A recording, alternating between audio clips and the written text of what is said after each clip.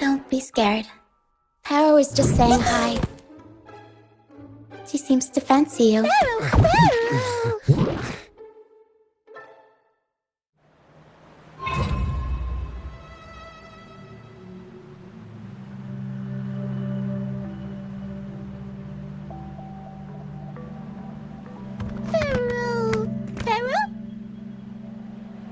I'm not exactly one for formal introductions, Paro.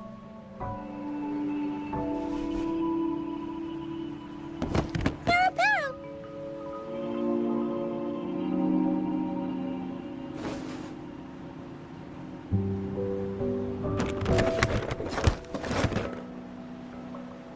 I know this isn't the first time seeing them.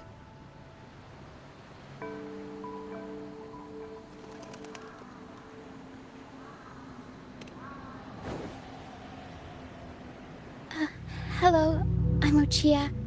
We've met before on Brand's ship. I was in this box.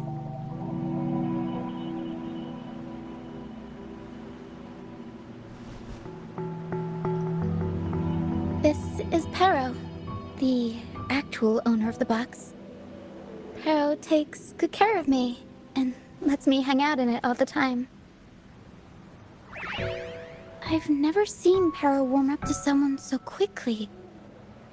It must be something in your frequency that it finds interesting. Anyway, what brings you to this beach? It's not exactly a place for a stroll. So you were attacked by that dragon and fell off the bridge.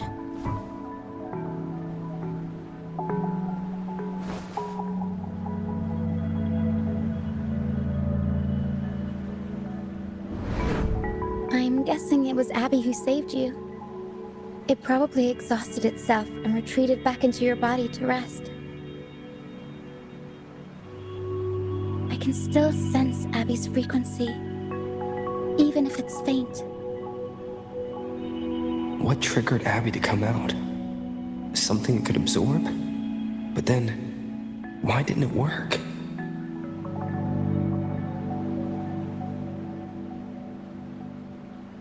That dragon's behavior is odd. It never leaves its territory.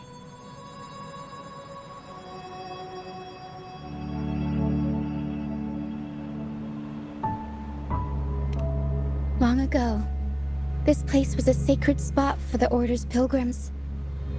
Then, the dark tide hit, and all those reverberations left behind twisted things up.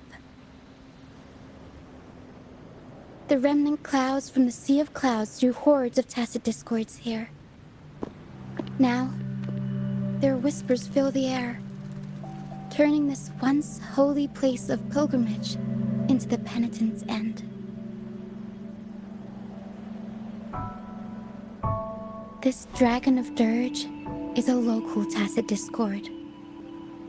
It grows by feeding on the others. We were supposed to pick you up like Miss Carlotta planned, but things went sideways.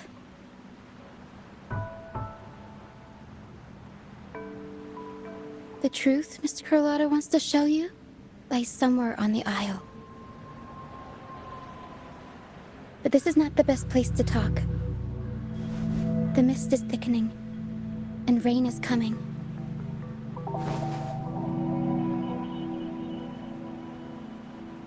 The mist is dangerous here. It traps reverberations, and when it collects enough, they quickly form into tacit discords.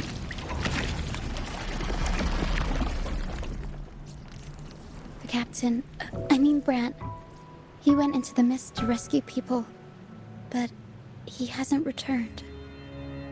We think he might be in danger. I plan to go find him. Once I'm in the mist, my frequency will draw the creepies and crawlies away, so you'll be safer here. Just in case, take this to mask your frequency and defend yourself.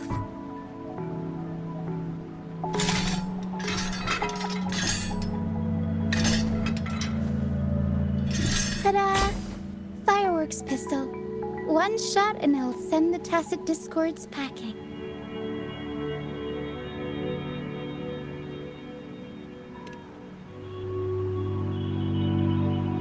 It's easy to use. You want to see the upgraded version? Ta-da! Magnum fireworks pistol.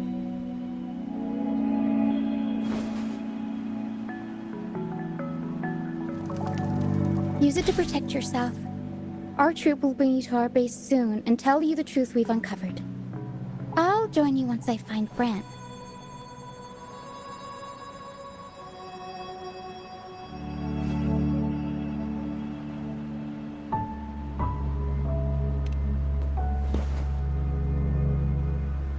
But the mist is dangerous. All right, fine. It's better you see it for yourself. I'll be glad you don't have to fend for yourself alone.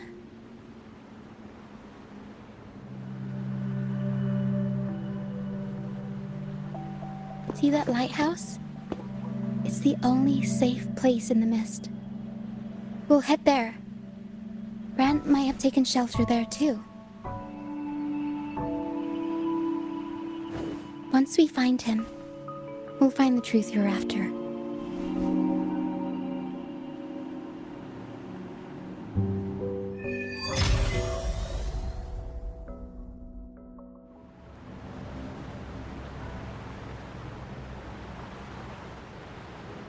The area up ahead is where the sea mist is thickest.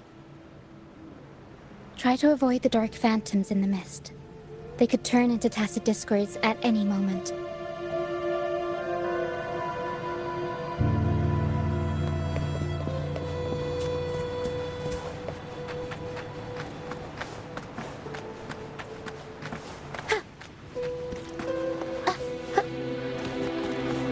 We'll improvise.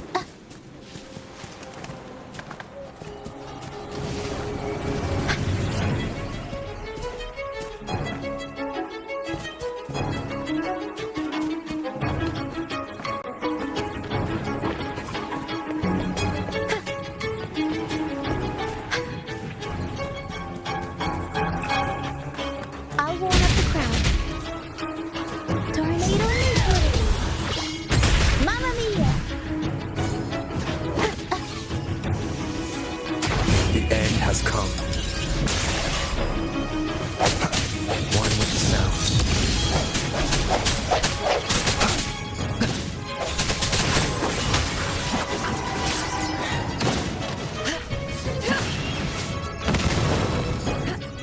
Tacit Discords, watch out!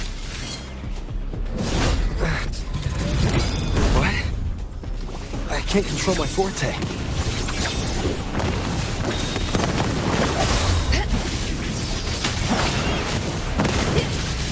Be reduced to cinders. My blade yearning.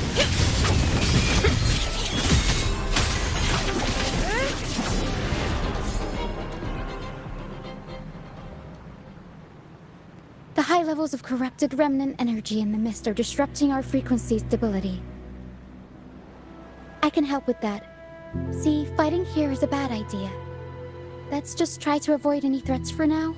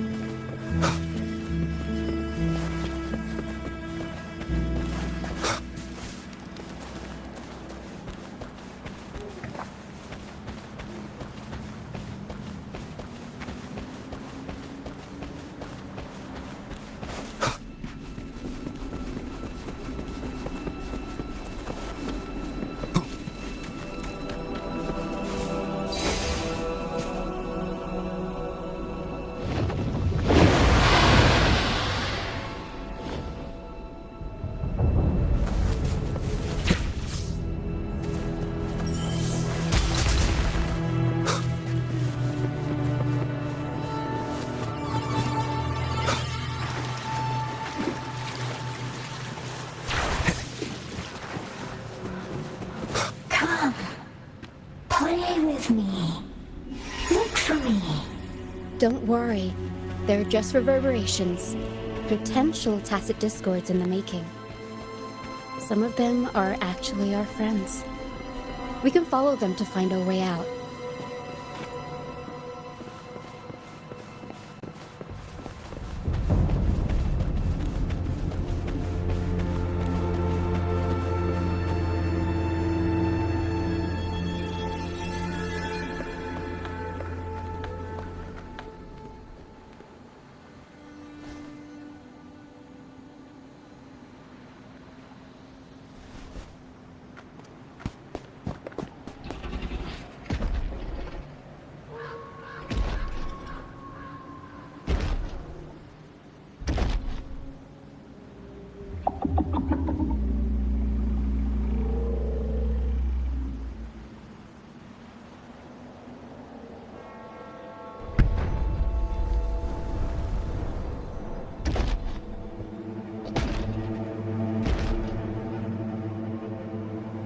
Did it lead us this way because it sensed the dragon? Possibly. Phantoms are sensitive to frequencies, so navigating the mist is second nature for them. The game isn't over. Here, come quickly. I think I figured out what they're doing. We'll be out of the mist soon.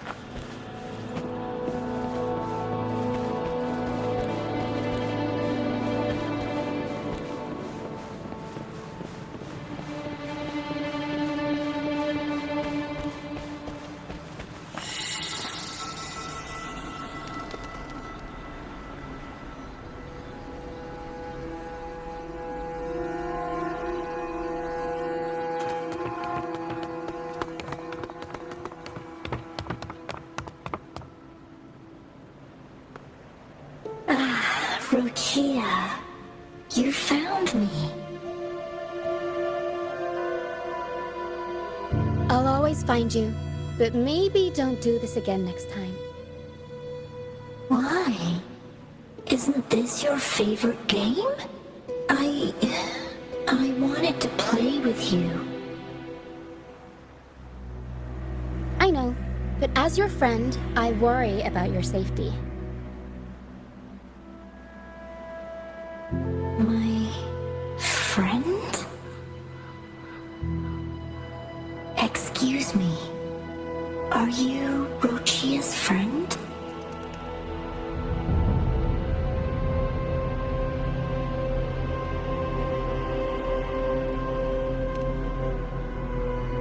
Ah, how wonderful.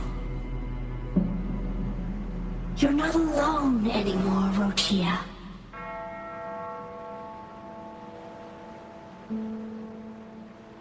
Yes, I have friends now. I'm so happy for you. All is well. Fly, fly to the high heavens. We are born free, and our souls will soar even in death.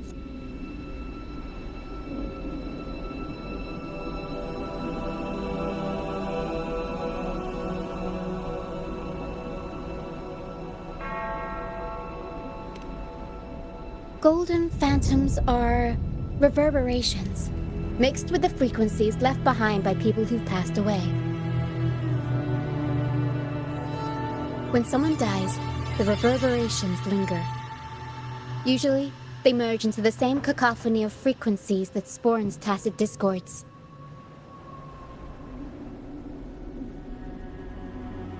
But sometimes, a trace of their final will remains, and the mist shapes this into phantoms.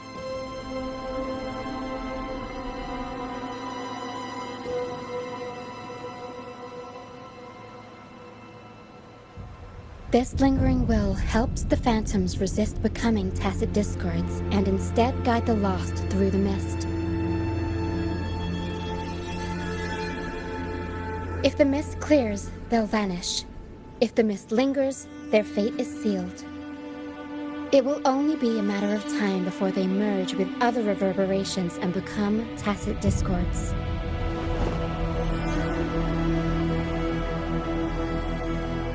Their final frequencies tend to cling to certain objects, like this Lucianite here.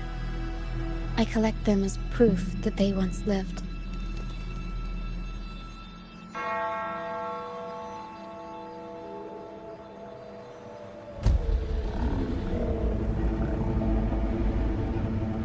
Otherwise, the dragon will devour every last trace of their frequency.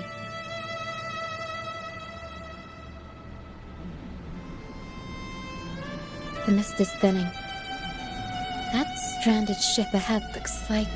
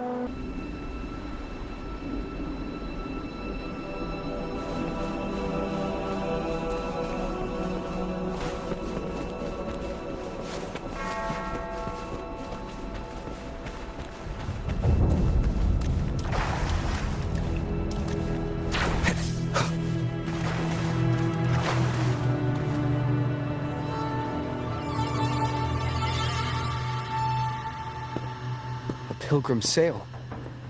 Why is it here?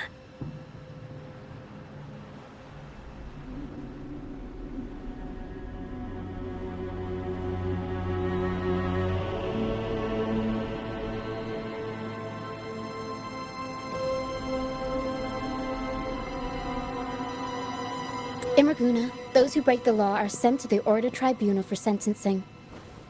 Those who violate the sacred doctrines are branded as fools and sent away on the pilgrim's sail.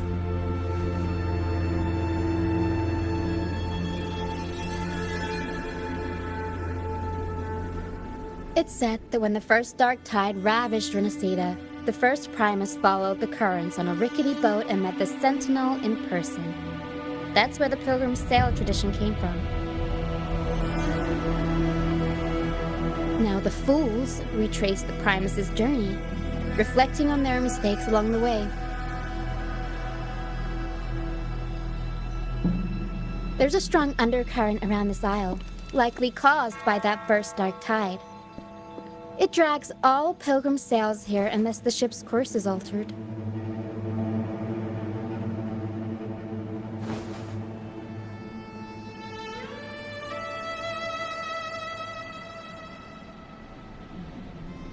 No reverberations on the ship, nor in the mist. The people must have escaped. But with the mist this thick, we need to stay on guard.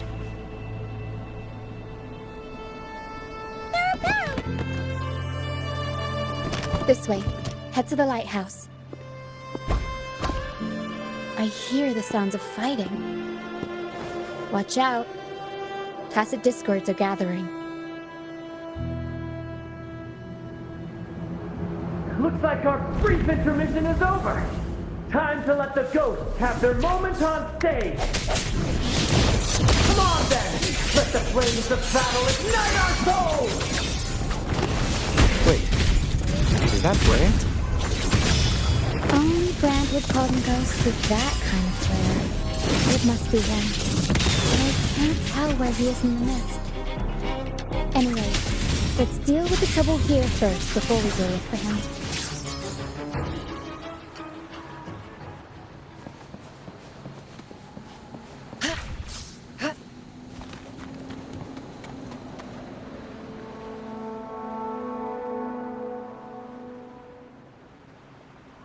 The show's over, ghosts. Time to take your final bow. Watch your back. A marvelous shot. You've earned your stripes, first mate. You're welcome. But if you tilted your head just 10 centimeters to the left, it wouldn't have been the Discord's head that got popped. It'd be yours.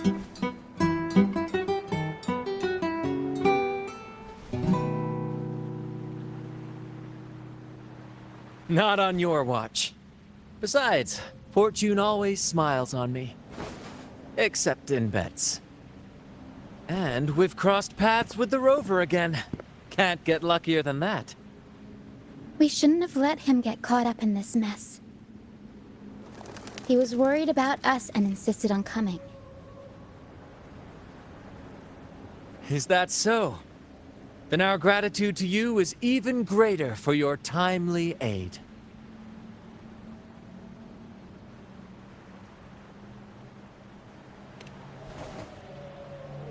To find the brightest truth, one must delve into the deepest shadows.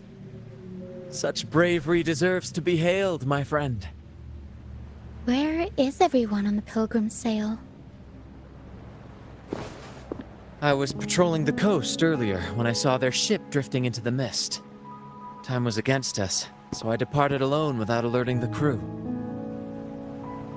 Thank you. Don't be afraid. You're safe with us. You've got some skill, you know, holding your own for so long in a trial against the Tacit Discords. Trial? I don't buy into the Order's nonsense. I've worked hard all my life and stayed true to the Order's teachings about forsaking earthly pleasures for divine favor. And what do I get in return? Heavier taxes.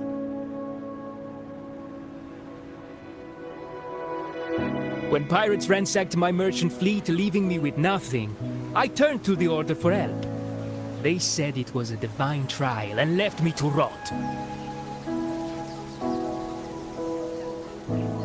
I stood before the Sentinel statue, asking if my suffering was really their will. But all I got was silence. Why should I wait for peace in the afterlife when I could be living for today? How is that a crime? As for salvation, I don't believe in it. And I certainly don't need it. Here's a proposal. How about joining our troop? We are wanderers adrift upon the seas.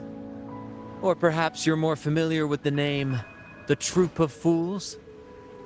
The Troop of Fools? Could it be? Yes, we are, like you, by the Order's decree, marked as fools. Fools on the Pilgrim sail often meet their demise in a storm, or they're swallowed by the waves. Even if they do survive, they still face hunger, thirst, and the unforgiving wrath of nature. Maybe it's luck that brought you here so swiftly, and unharmed at that. Look around. This is all that remains of the Pilgrim sail. This is always their final destination, where the fools meet their end.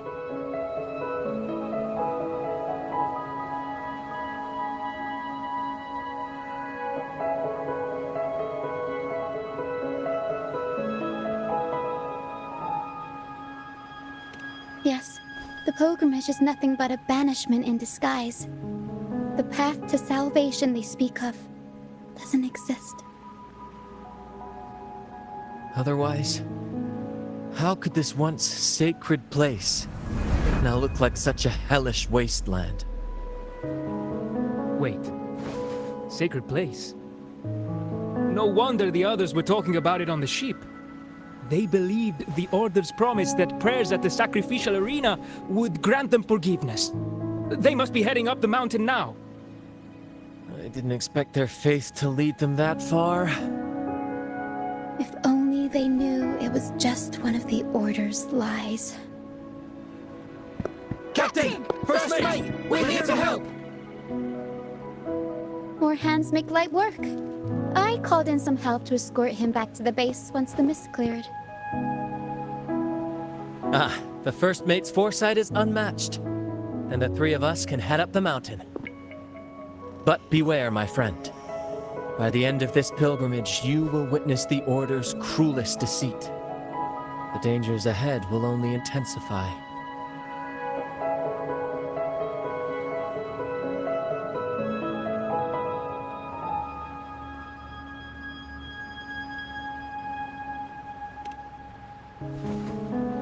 Please, save them. I hope it's not too late. Don't worry. There's more to our troop than you think.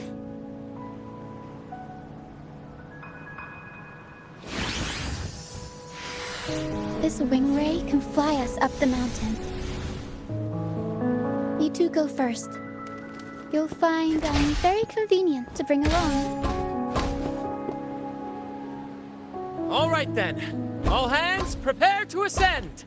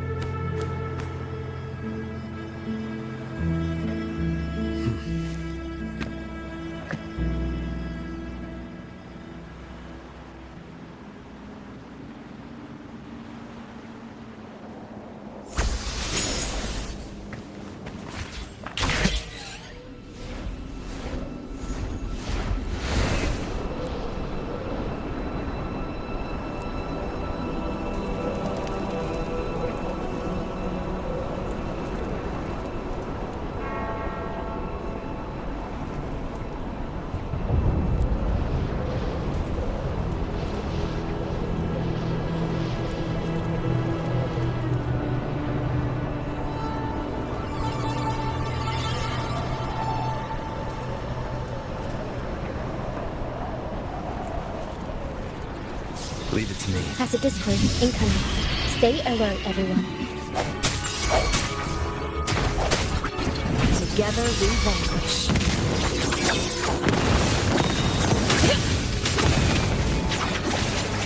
Swift and resolute.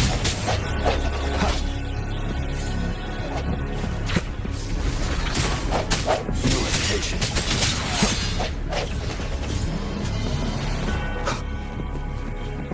These are human footprints. Looks like they're heading to the arena. This is the... Be gone, you vexing wretches! Sacrificial arena's right there. Let's take them down in one blow! Take form.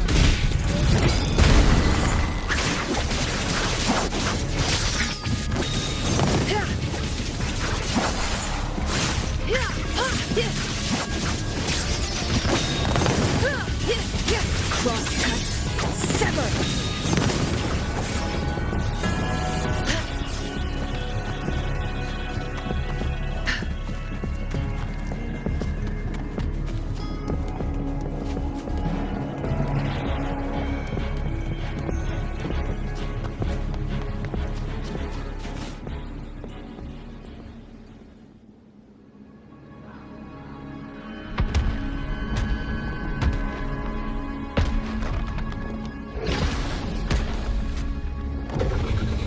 Divinity above, please have mercy on me.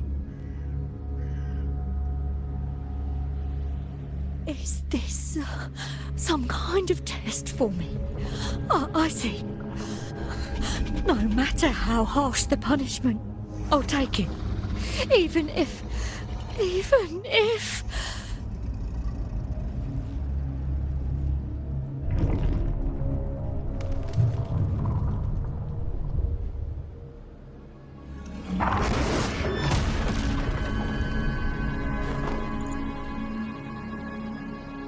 Even if it means death?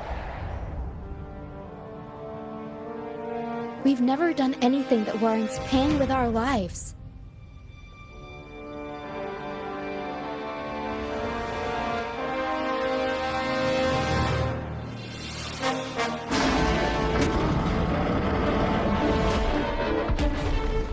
I'd wager mercy isn't on the table. However, in the face of danger and adversity, the stage is set for our grandest act.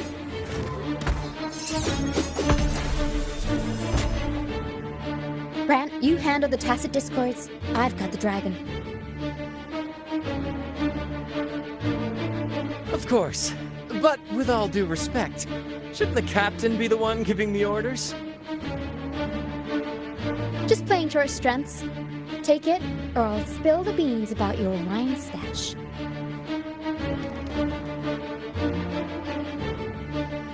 Why, aye, first mate.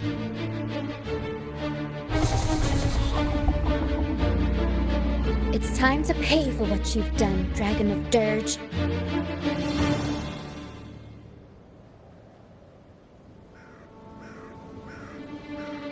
Guests of the unkind.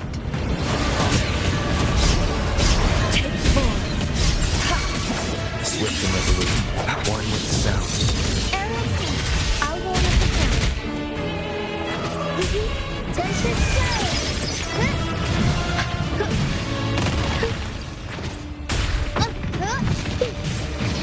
Feathers insect be reduced to cinders. Crosscut, sever. Take form. Triumph through sacrifice. Endless reverberation. Embracing change. Feathers insect no flame.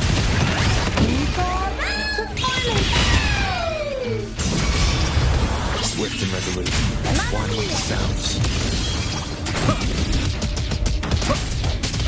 Moment of resonance. Strike the shadows.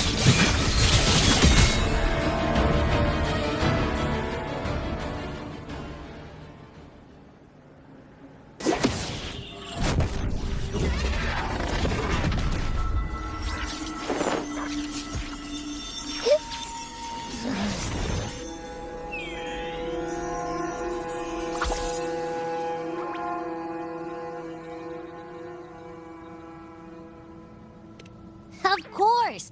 You think that little lizard could take me down? I just took a nap after eating its frequency.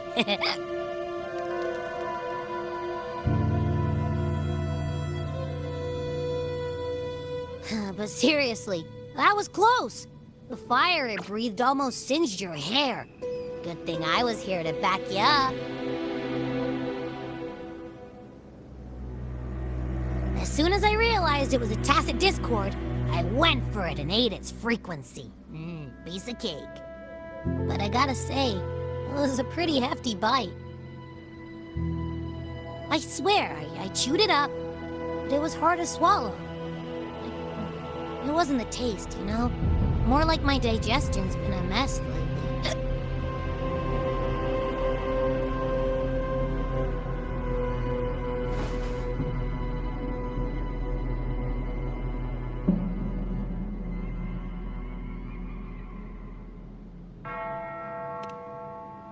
That's not the point. The real deal is, I found something crazy in its frequency. You said you somehow experienced empathy with the tacit discord back in Jinzhou, right? How about trying that again with this guy?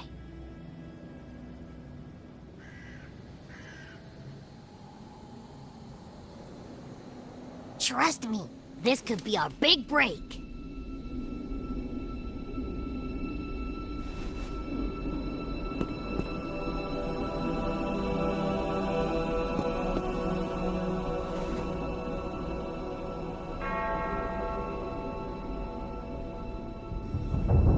Gehenna, a wretched soul mourned by none. You are reborn to fulfill our sacred rite, illuminate the path of salvation. Become the fiery hand of judgment, purging all transgressions. Cleanse every soul ensnared by their own indulgence. Those who cannot withstand the trial by fire shall forever be barred from our pure land.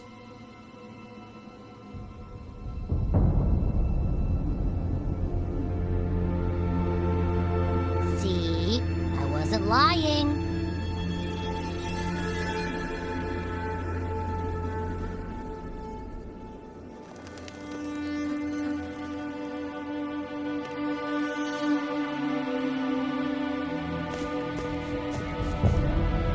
Tacit Discord's frequencies are perpetually fading, inching toward their end. Their only way to maintain their existence is to consume other frequencies as food. The dark tide and mist enveloping this isle have drawn in countless Tacit Discords. Their frequencies should have been enough to feed the dragon. If what you saw is true, then the Order must have used some trick to control the dragon, making its frequency fade away faster than it should. That means they could be responsible for why the dragon began attacking all living beings, including humans. In time, it ended up becoming a harbinger of death.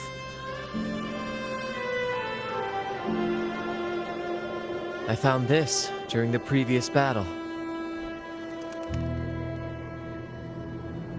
It seems the Fraccidus had their hand in this case as well.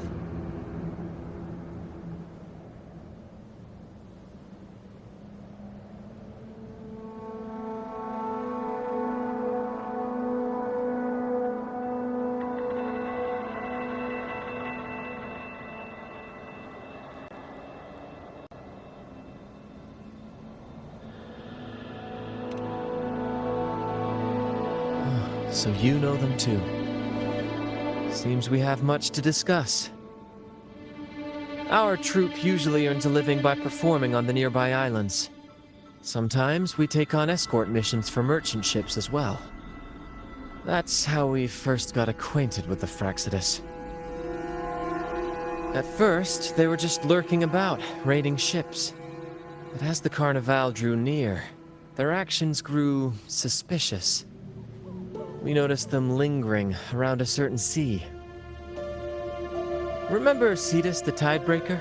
The creature that attacked you when we first met? After we parted ways, we went searching for it to find out what had gone wrong.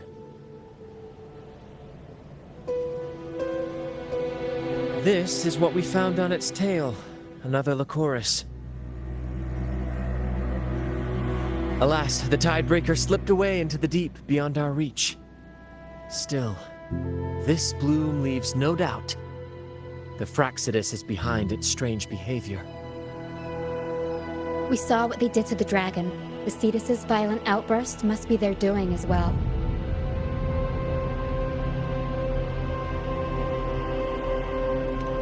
They say the Carnival is a ceremony to resonate with the Sentinel. Those who claim the laurel may be graced with a miracle, a direct communion with the divine. At first, we thought you were merely a curious traveler, intrigued by the Carnival and our Sentinel. But now, seeing how far you've come, there's more to your quest, isn't there? Our troop has always sought the laurel, and we won't sit back while others threaten the Carnival. If they're your foes, then our paths align. remember I mentioned one of ours who once claimed the laurel? He wasn't with us when we first met. But once we reach our base, you can speak with him about the Sentinel. It won't be long now. After such an adventure, a well-earned rest awaits.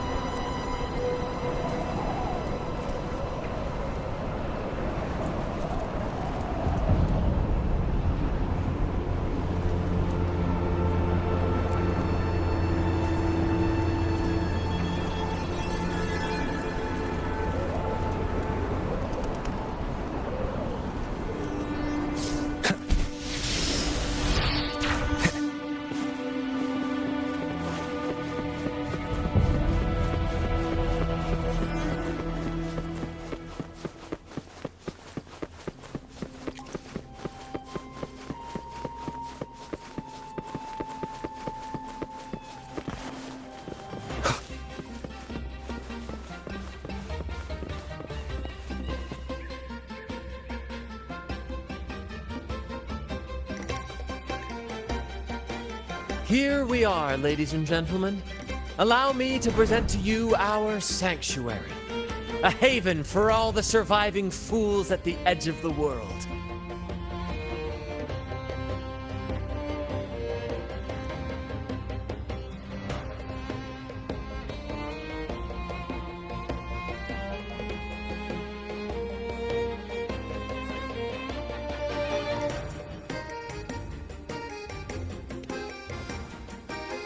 It is, my friend. We built this place from the ground up, and I dare say it's a triumph worthy of the ages. The mist does shield us from the Order, but it brings its own set of problems.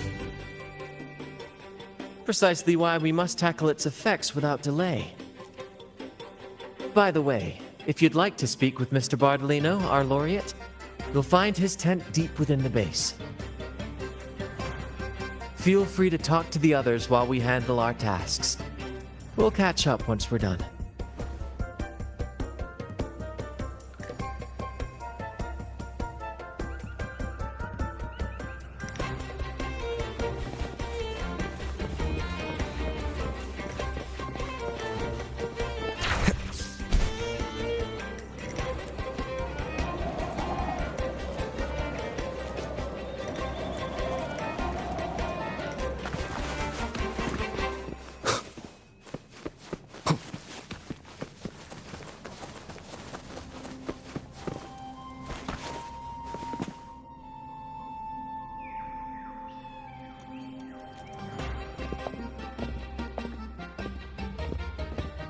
Relax, young man.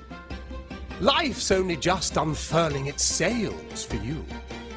Why sit there like one of those dour statues in the Order's halls? Don't be afraid to show a little spark. I was just thinking about my future. Is Raguna truly lost to me forever? Some have found their way back, but under the Order's watchful eye. Is that really what you want? A life without freedom? Listen, you don't need a grand stage to leave your mark. A true Raganese can turn even a ragged tent into the finest theater.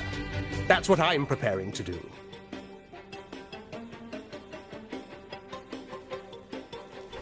I might be an old man now, but don't let that fool you. I was once crowned with the laurel, you know. You? Are you Mr. Bardolino? in the flesh. Ha ha ha ha!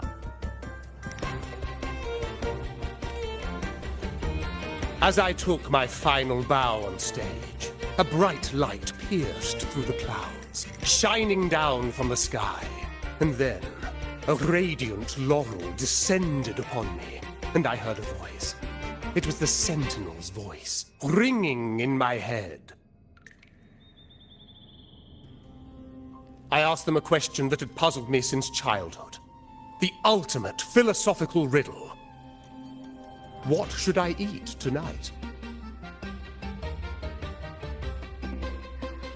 And they answered. The body is the temple of the mind. To keep your mind sharp, do consume healthy food, such as the loris salad. But why loris salad? I was baffled, and the meaning still eludes me to this very day. I've never been quick-witted, though. The Order's doctrines never quite took hold.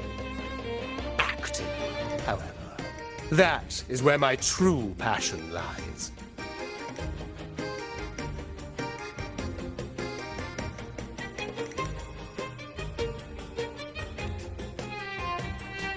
But why did a blessed laureate like you get banished by the Order?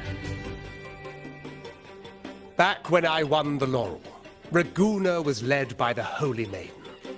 She promoted all sorts of grand celebrations during the Carnival, an unceasing tide of revelry. Stages sprang up on every corner of the city, performances dancing through the streets, and shops adorned in vibrant hues. Even on rainy nights, you could still hear music playing in the square. Some performers wove their critiques into their acts. Sharp as she was, the Holy Maiden noticed. She refined city policy with each whisper of dissent. Ah, those were the golden days, my friend. The Holy Maiden once said that if she were to leave this world, she'd want no majestic tomb or a solemn funeral, but the grandest carnival as her final farewell. And then, she really did leave us. The current Primus took her place, and in the name of mourning the Holy Maiden, issued all sorts of bans on the Carnival. But is that really what she would have wanted? The Order's grip tightened, and the Carnival performances were reduced to dull, monotonous shadows of their former selves.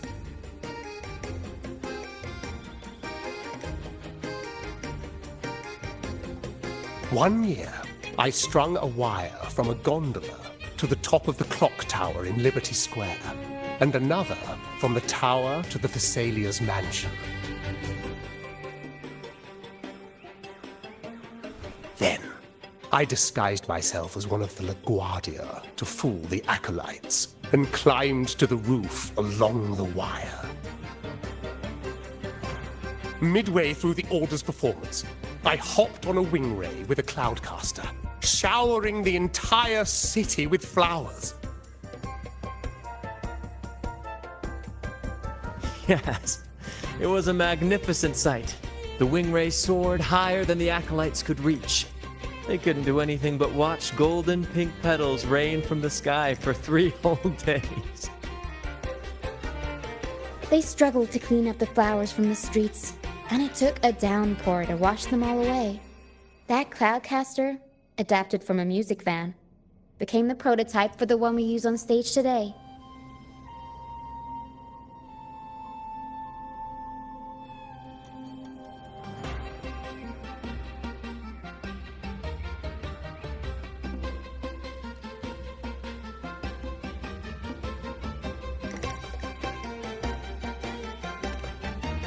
Ah, but that's all in the past.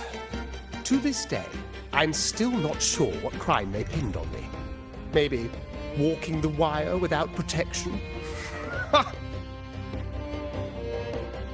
Anyway, I'm just an old relic now.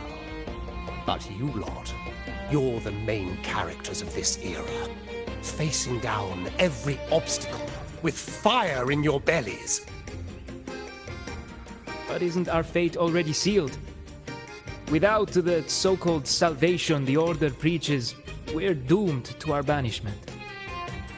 Just lost souls, dying in obscurity.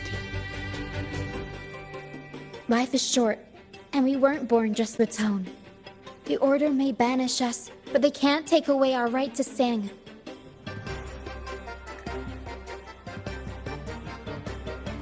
Death is one of many possible ends, but it's certainly not the worst. Perhaps being forgotten is what the Order wanted for us.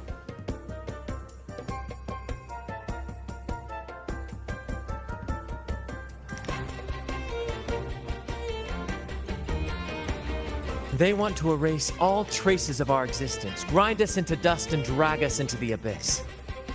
But we'll fight the tide and live our lives to the fullest. Members of the troupe may come and go, but they never truly left us. Their deeds and songs are passed down through the ages. One day, our voices will echo across every land. Our words will reach every corner of the world. And by then, even the tacit discords in the stormy sea will know our names. That's the spirit, boy!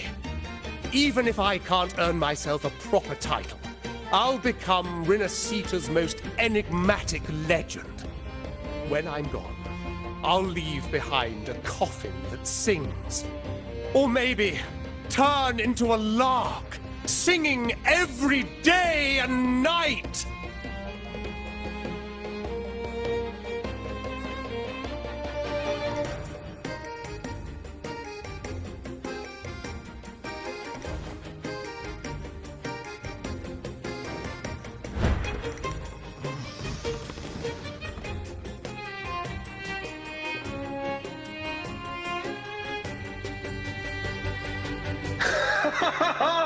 What say you, Brad? Do you like this stage design? It could be used for this year's carnival.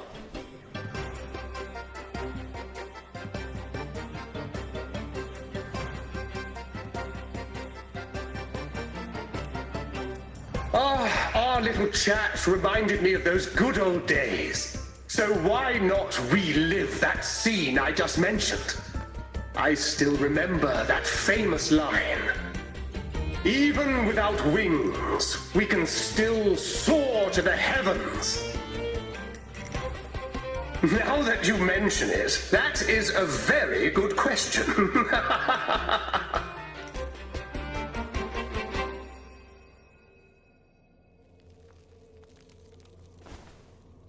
Please don't mind him.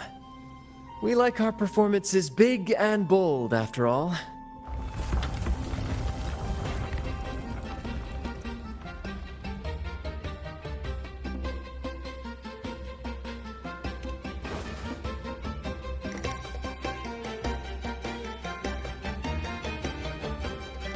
That fight with the dragon probably messed with the mountain's stability.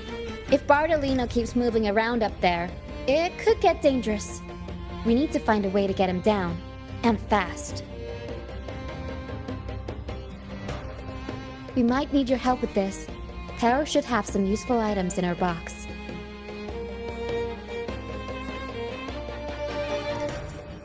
We've got a cloudcaster that can conjure up some fluffy cloud cushions. They'd make the perfect stairs to reach Mr. Bartolino, or catch him for a soft landing. But some of its parts have been borrowed by other troupe members.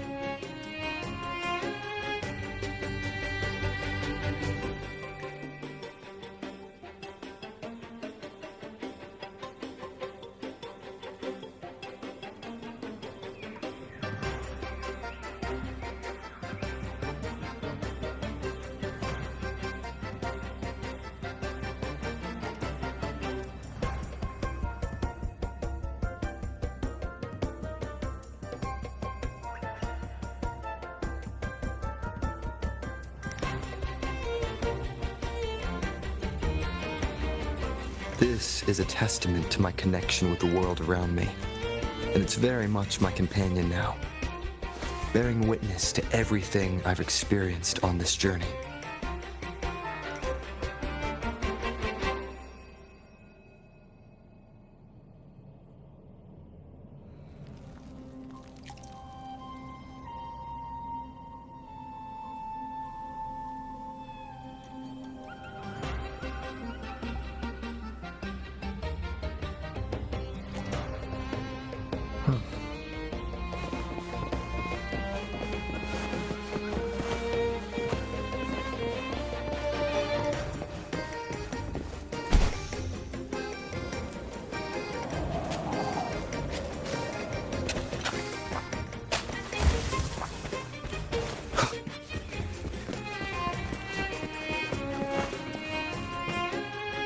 Come on, fish! Come to my net! Yeah, I borrowed the reel for me fishing rod. We scavenge all sorts of stuff from the beach and fix them up as needed. Nothing goes to waste. Don't be fooled by appearances. This stuff can be pretty versatile.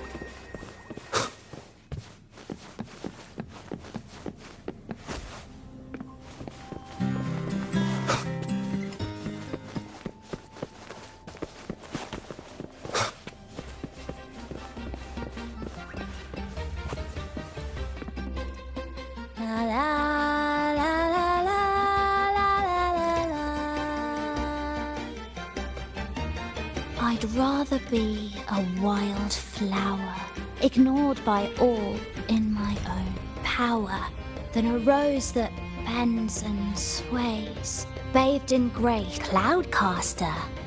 It does ring a bell. Here, the resonance unit. It helps me find the right pitch and rhythm. Works like a charm. You should give it a try too.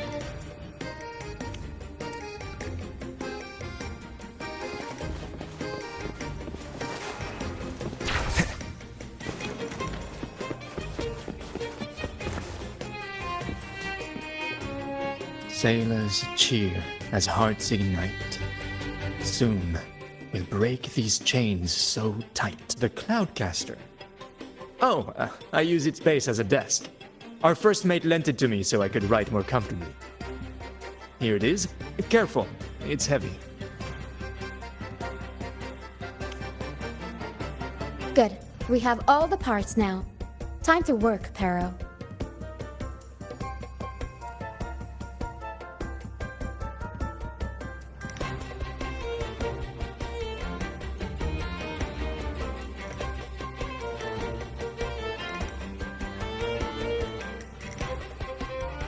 Everything's set for takeoff. Let's position a cloud cushion beneath Mr. Bartolino. Then we'll pop the balloons and bring him down safely. Although we might need a bigger cushion. The Cloudcaster's resonance unit responds to song. The louder our singing, the more powerful the effect. In that case... All right, friends, old and new, come and join this sing-along!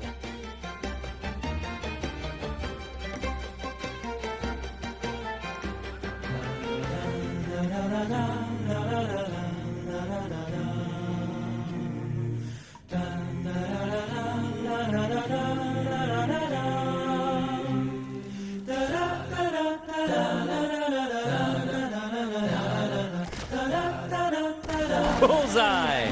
How about you? Almost done!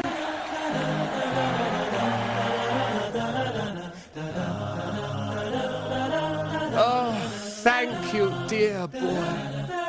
You helped me complete this performance and fulfill one of my dearest wishes. Please, I'll gladly give you my most prized possession.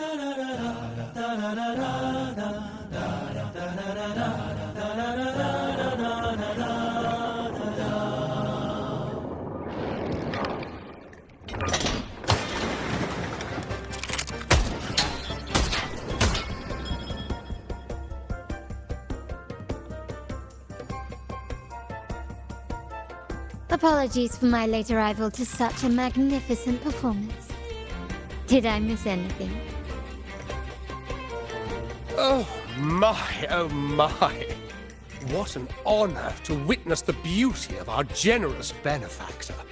Thank you, my lady, for rescuing this humble soul in his moment of need.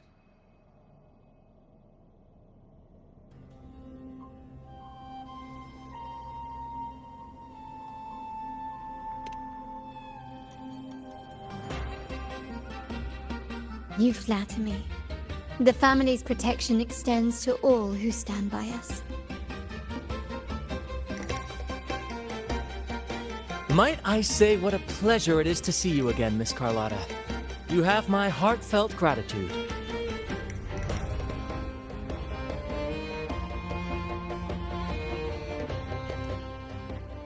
Is everything going smoothly with your family, Miss Carlotta? Yes, thank you. The Order's scheme was uncovered as planned. Uncle Capilet was rescued, and Grandfather has handled the rest. I still owe you thanks for improvising with me in front of that priest.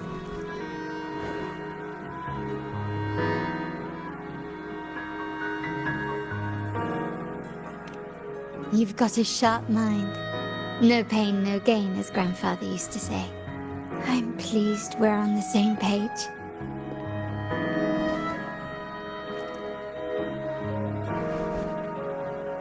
Your kindness is much appreciated. The Montellis won't forget this. In return, I'll share everything I know.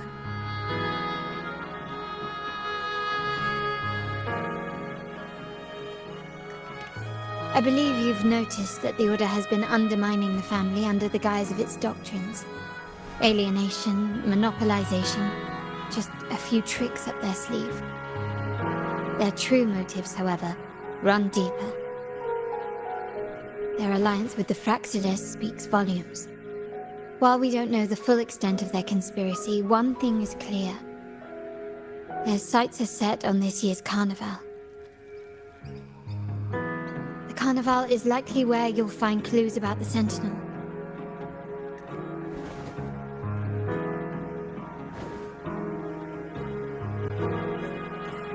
Legend has it that the Sentinel, Imperator, has been secluded in the heavens, cut off from the mortal realm. The last record of the Sentinel is from the Carnival a decade ago. At that time, the entire city was shrouded in mist. Ghosts roamed the streets, a dragon roared from the sky, and a sea behemoth raged, summoning towering waves. Do any clues come to mind?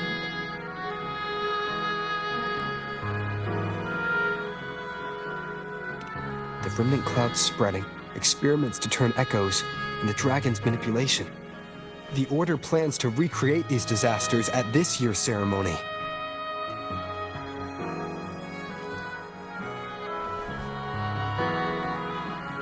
The Order and the Fraxides are allies. To prevent the Carnival's sabotage, we must stop them. But what is their motive?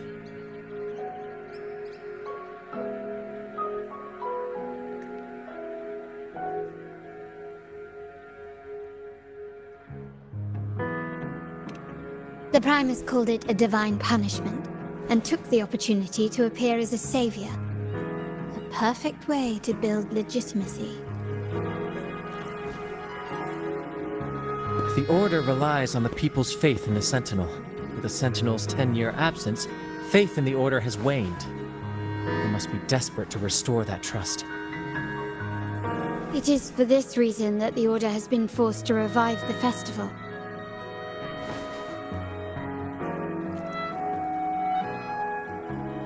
Let's consider the implications. If the Carnival proceeds unhindered, how would it affect the Order?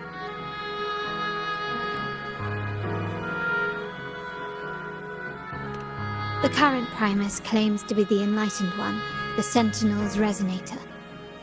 However, based on the prophecy we found in the ruins, this role is meant for the young maiden who is destined to heed the divine oracles during the Carnival.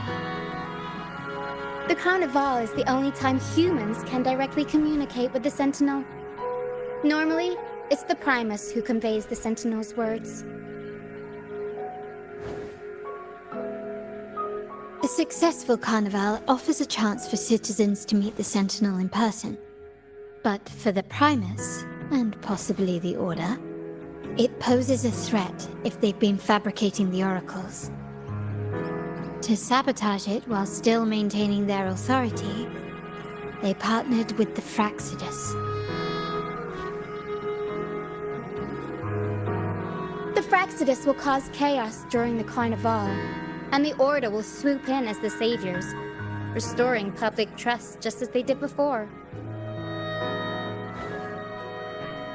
So far, you've helped us crush 3 of their schemes, but one remains.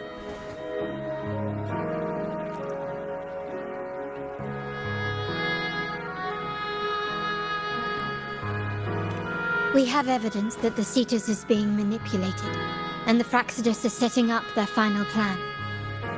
With their whereabouts unknown, we'll need to adapt our strategy as the Carnival unfolds. From what I've noticed, you're not one to act passively or pin your hopes on others. You prefer to strike first and steer events in your favor. Winning the laurel might give you the chance to talk with the Sentinel. The Sentinel's Resonator may also be present, so...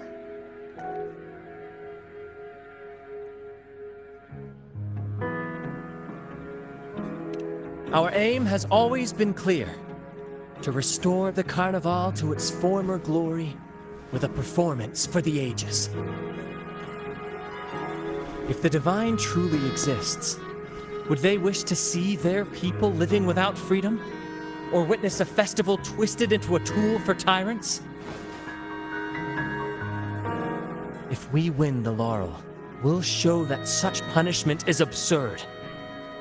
But if that's truly their design, we shall break those divine shackles ourselves. Whether divinity exists or not, we will fight for Raguna's freedom, where everyone has the right to live and pursue a future of their own choosing. The Montellis share this vision. Only in a free society can a fair and open market thrive.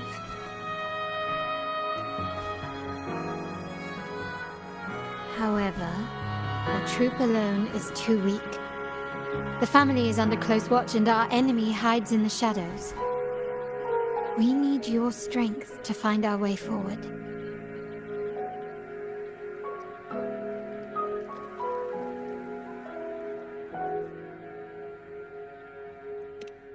Thank you. I'm pleased we've reached an agreement once more.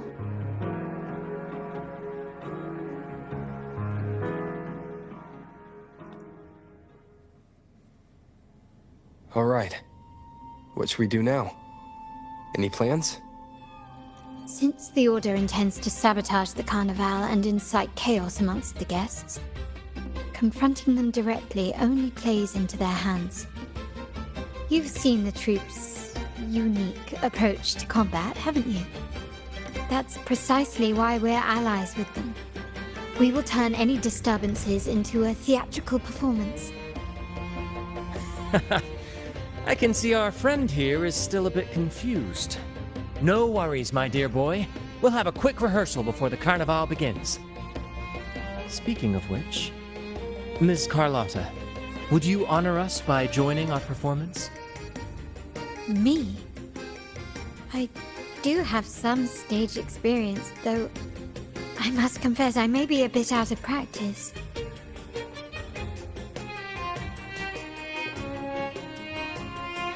We don't know what challenges we'll face, so your help will be needed, Miss Carlotta. Plus, it's a chance for you to get to know our methods. If you insist. Wonderful! As the festivities continue, if you're both ready, please join us on the stage of the troop liner.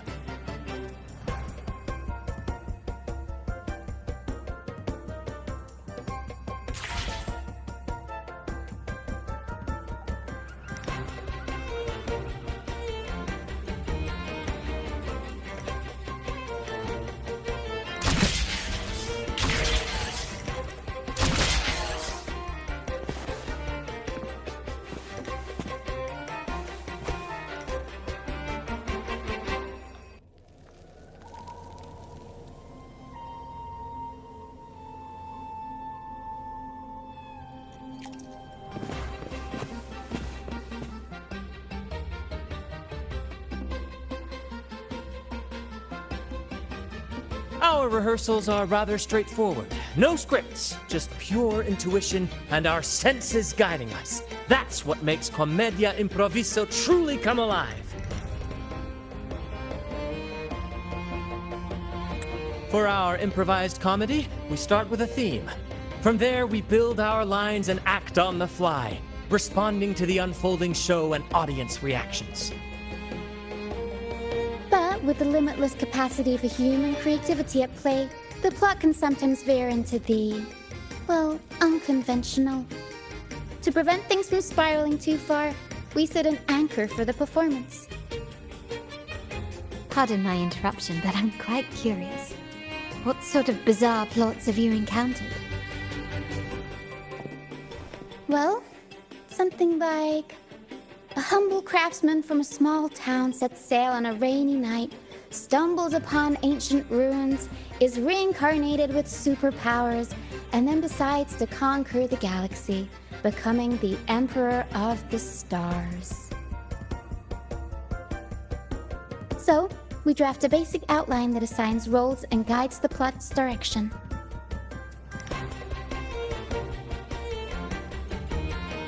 And this time, our outline is: a kingdom is attacked, monsters run rampant, and the Demon King has kidnapped the Holy Maiden. A few brave heroes accept the minister's quest to defeat the Demon King and rescue her.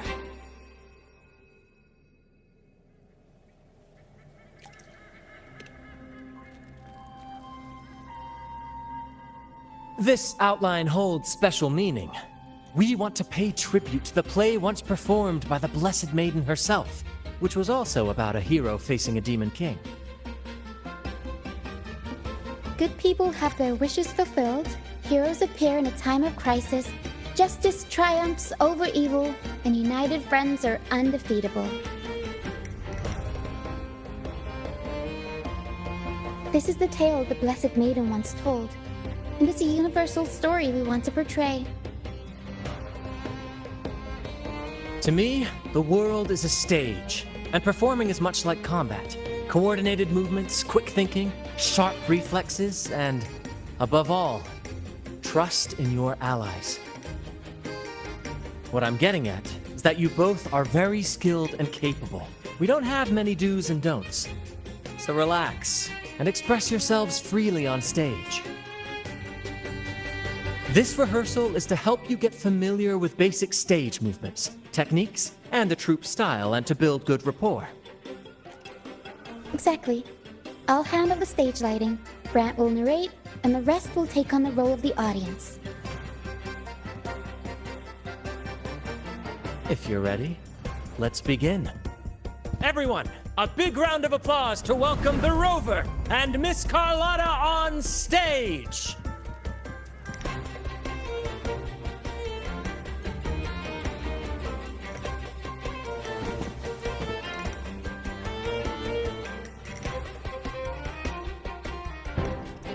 All right, next I'll spin the prologue of our tale, setting the scene for how our brave heroes first crossed paths. Once upon a time, a hero roamed the world. Undaunted by the lack of a divine vessel, he embarked on a perilous journey across tempestuous seas. Alone in the dark, a young girl of untethered spirit soared against towering barriers with wings of defiance. The winds of fate brought them together.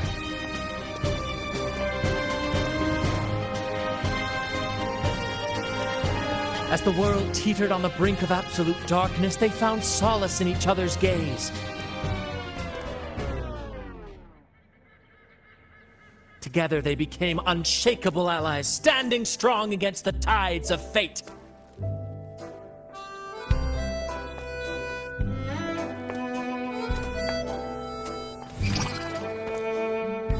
Even if light were to fade from the world and the stars cease to shine, they would still blaze like the sun forever.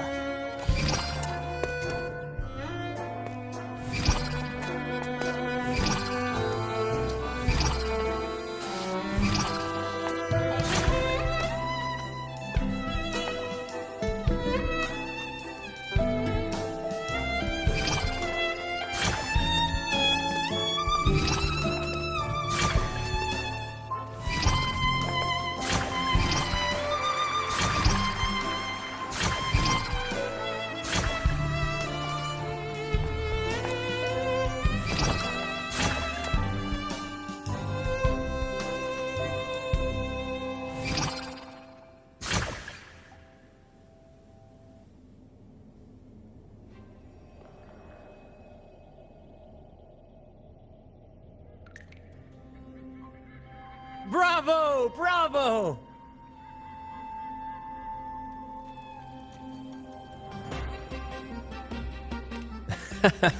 Seeing your chemistry, I decided to take a little creative liberty with the story. Anyway, it didn't stray too far from the outline, right?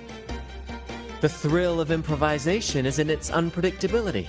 There's always a rush of excitement with every twist and turn. Your movements were seamless, elegant, and powerful. I'm confident you'll shine at the carnival. Thank you. It was all thanks to you. You inspired me and kept my spirits high.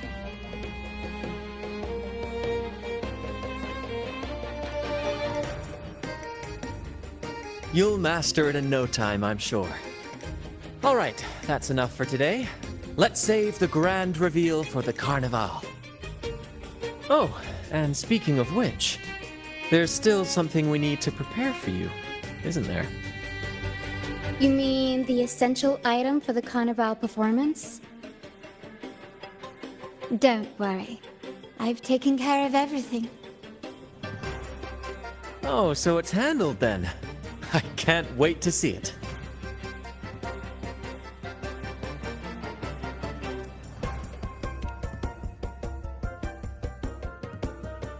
I have a small gift for you.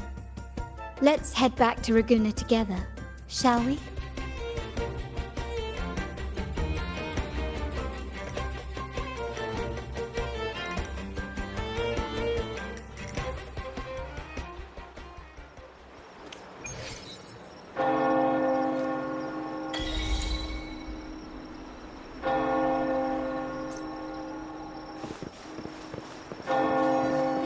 Please, follow me.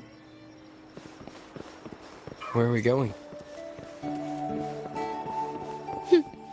Please allow me to keep that a secret for now. I wouldn't want to spoil the surprise. But here's a hint. You've been there before.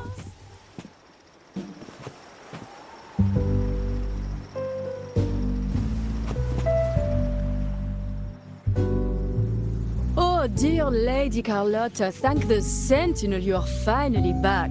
I was just about to close up shop to prepare for tomorrow's carnival. You have completed my request, haven't you? Of course, Lady Carlotta. You should have more faith in my skills. Here you are. A small token of my appreciation. Abby, I have something for you as well. Wow, really? I get a gift too? Ha, you're so nice. Ah, Ah, so that's why Lady Carlotta was so insistent on using only the finest materials and meticulous craftsmanship for this piece. For a moment, I feared she lost faith in my skills and was plotting to hand over the shop to someone else. Now I see why this little creation was so important to you, Lady Carlotta. Nyala, you do have a flair for dramatics. Anyway, why don't you unwrap it?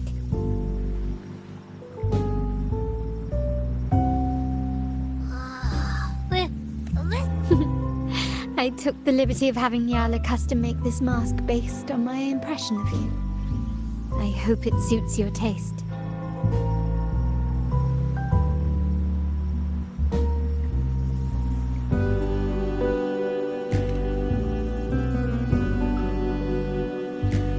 I'm pleased you like it. The Carnival is a splendid reverie, and the mask is its passport. May it help you navigate the Carnival with ease, and let you enjoy it to your heart's content. We will, for sure. May I take a bit more of your time? Walk with me through Raguna tonight. I have some additional information to share with you.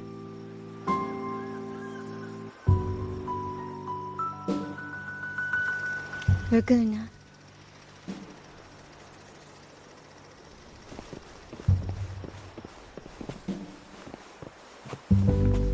This jewel, the sapphire that crowns Solaris. The waters of Raguna serve as a mirror, reflecting the countless faces of this city, much like our own reflection. There was a time when the currents swept us into the jaws of uncharted waters, where relentless storms and voracious waves awaited. But after weathering such trials, they revealed to us a hidden gem, the shores themselves.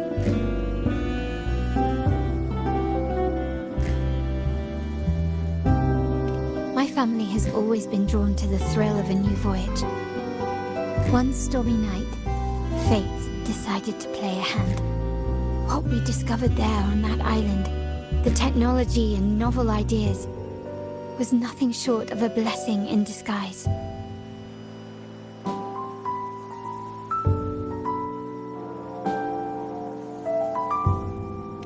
Our intentions might not be as grandiose or ominous as you think. We seek liberation, and to achieve it, we're pursuing the truth behind Rinascita's origins. Legend has it that when people first arrived on this island, Genesis Nexus was already here, welcoming them. The prevailing belief is that the Sentinel gifted us this technology, and despite nobody ever seeing the Sentinel in person, we talk with them through supposed telepathy. Notice anything strange about that story?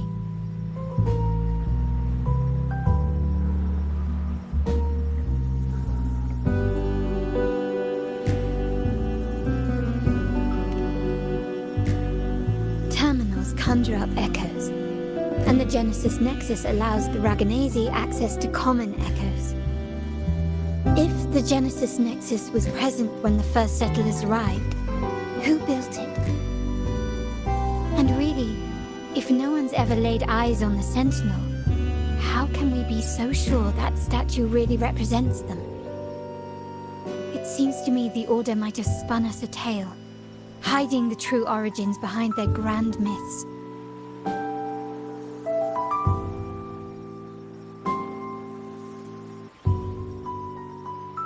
No, we have no ambitions to rule or to renounce our faith. And really, this city should not be ruled by any one entity. The hour grows late. I have arranged accommodations for you at Palazzo Grotta in the south. Let us walk there together, and I can share a story along the way. Think of it as a bedtime tale. I learned it from the troop. It's about Fleur-de-Lis, the Blessed Maiden.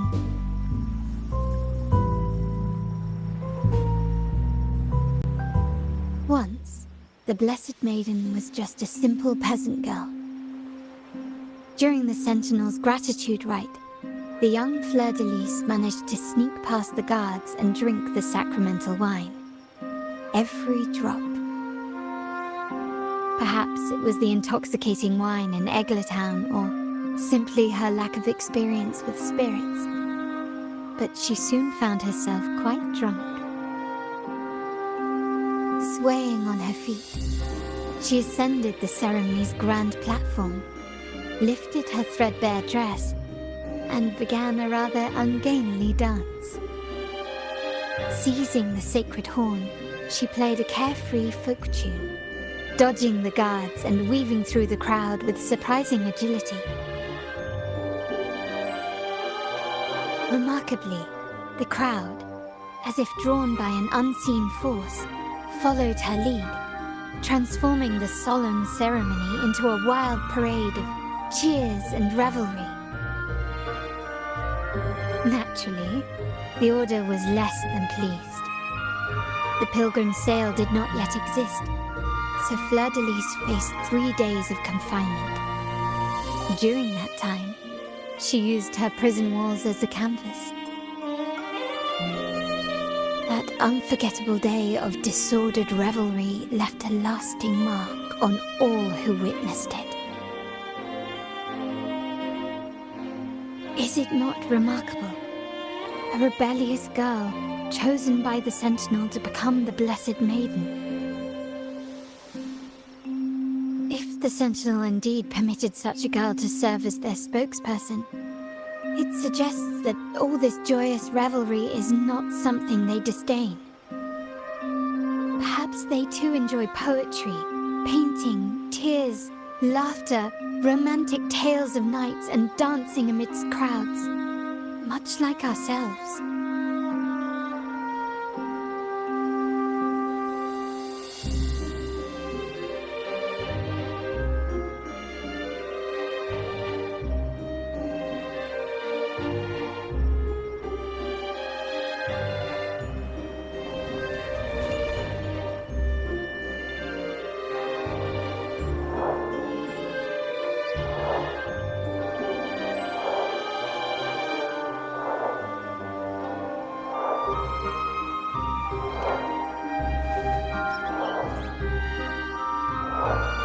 The people of this island came from diverse civilizations now lost to time, but through plays and tradition, they sought to preserve memories of their heritage.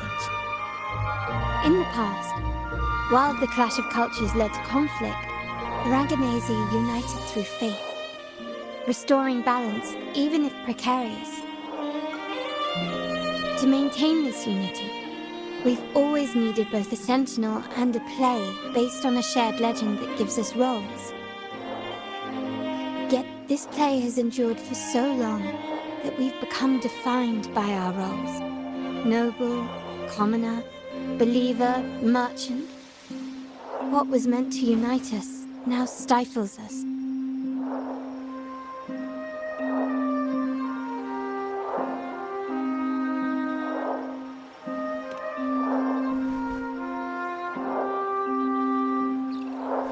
Now, we yearn for a day when we can truly set aside our titles and positions, express our true selves, and join together in celebration.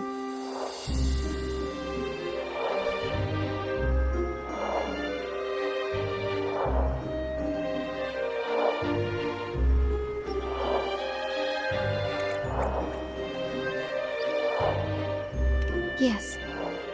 Born from hope and idealism, it reminds the Raganazi of our initial vision of equality and freedom. It also affirms our true worth. While the Order's true intentions remain unclear, we are certain their influence has already eroded the very foundations of our society. People revere the divine figure the Order has constructed, yet they also live in fear of punishment. Legends become accomplices in fostering ignorance, and faith becomes the loyal executioner of cruel punishment. An invisible cage has trapped us all. Speaking of freedom within a cage is absurd. Fear and ignorance are our foremost enemies.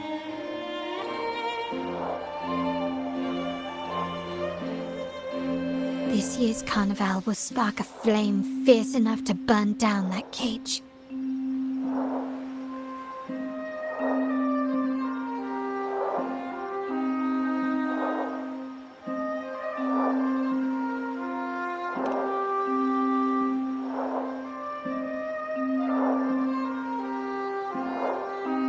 Rest well.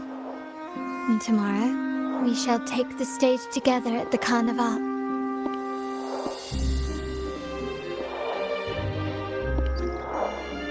Good night. May your dreams be sweet.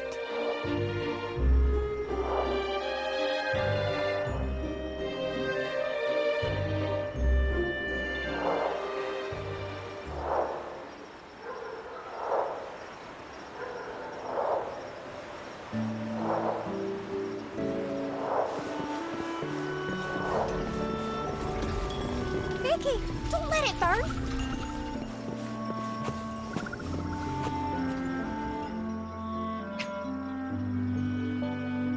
Welcome.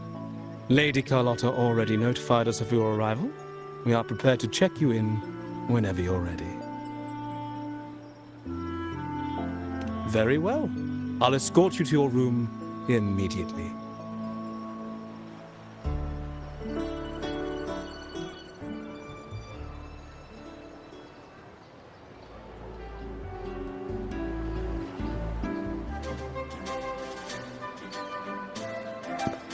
Wow! Is this real? Pinch me! I can't believe how different everything looks.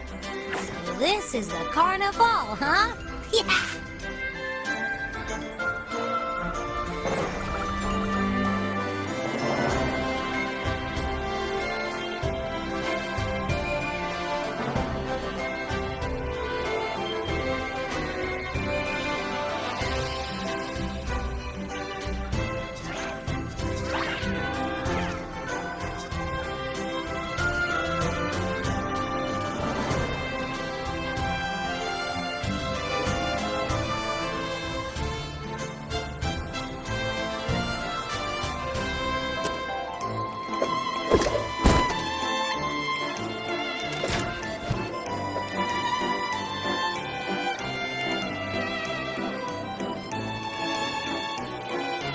Can't wait to explore. Oh, by the way, it's been a while since we last saw Zani and Phoebe. Wonder what they're up to right now. All right, let's go. You should also keep an eye out for anything unusual along the way.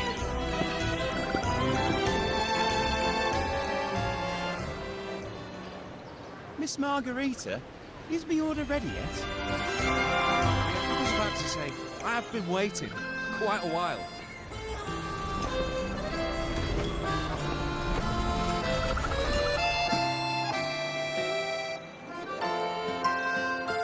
Miss Margarita, is my order ready yet? Yeah, I was about to say, I have been waiting quite a while. Sorry, we're swamped with orders. Becky and I are doing our best, but it's a bit chaotic. Becky seems to be having some issues too.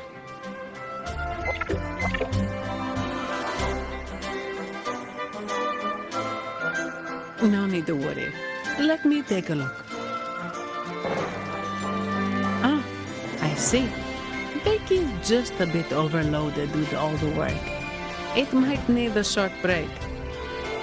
Oh, good morning, my friend.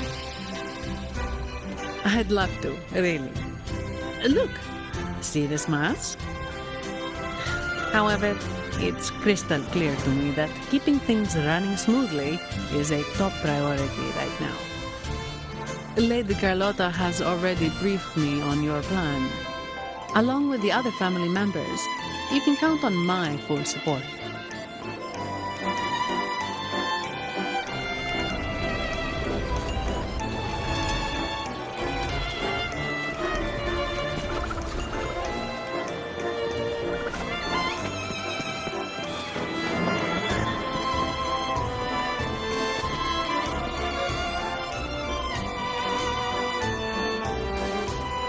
Seamoss from the Pioneer Association.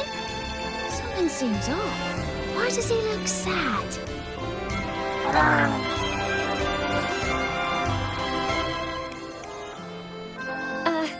Seamoss has been so busy taking photos for everyone else that he hasn't had the chance to take any himself.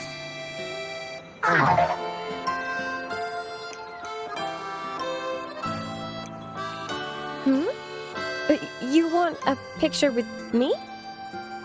But...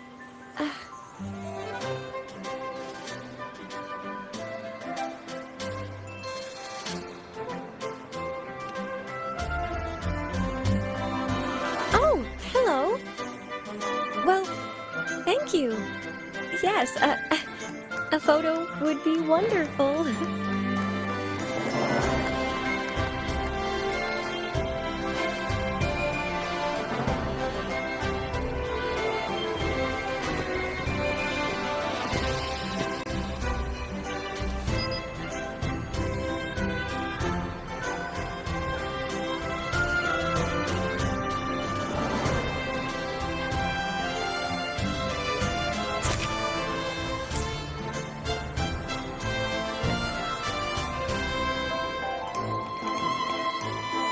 Rover and Lady Phoebe!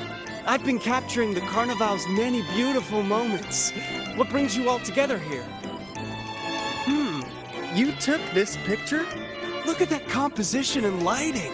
Who knew you had a knack for photography? Buddy, you look so happy! Whatever the reason, thanks for making this moment special.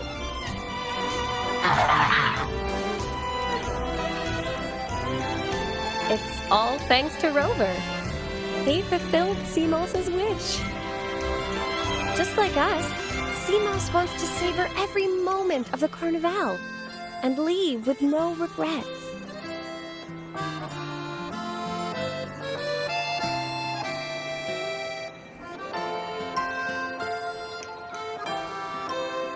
The Sentinel cherishes their people, and as followers, we find joy in witnessing everyone's happiness.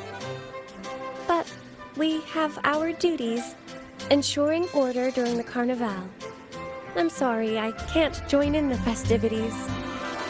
I wish you a wonderful time at the Carnival.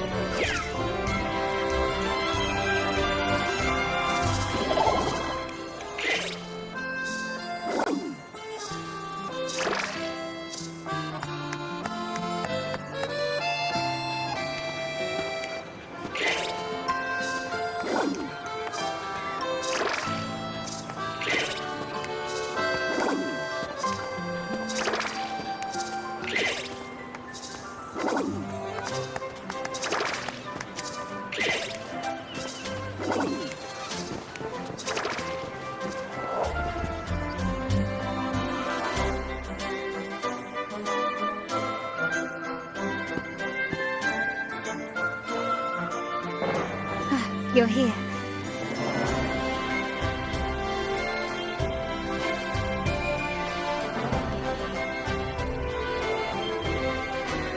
For the Raganazy, the Carnival has always been an occasion to revel with abandon. It's what they truly desire.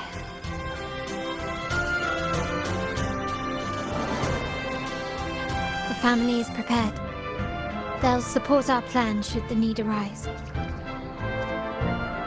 We must remain vigilant. The Fraxidus may be lurking, observing our every move. It's nearly time. The troops should be arriving at the harbor shortly. How do you feel? Ready to step into the spotlight?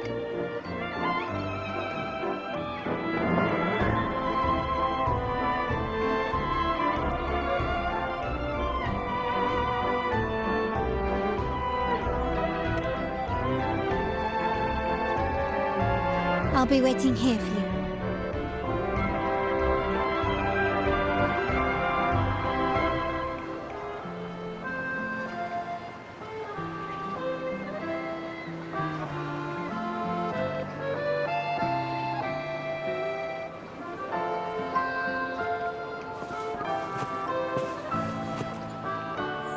How do you feel?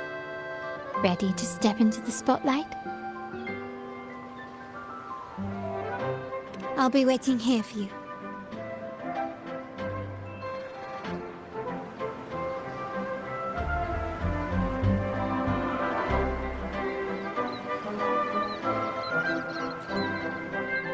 How do you feel?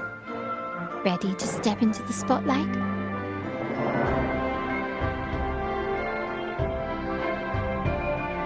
Excellent. We have the skills.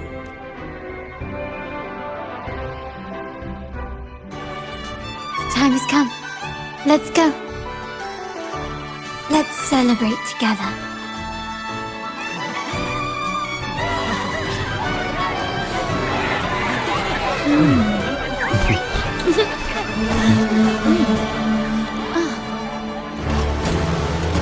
When freedom is unchecked, the insidious evil of division takes root.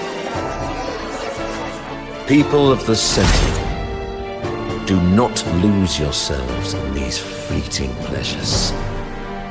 Remember what unites us all.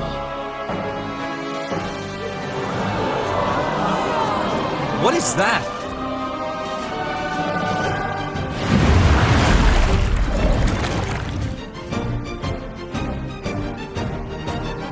Friends!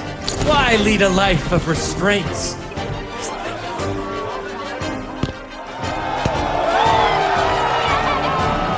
Why not live like there's no tomorrow?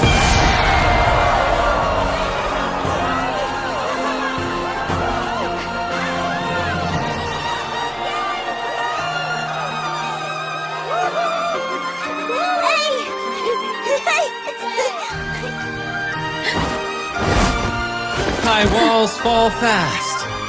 All you free spirits, join us to set sail again!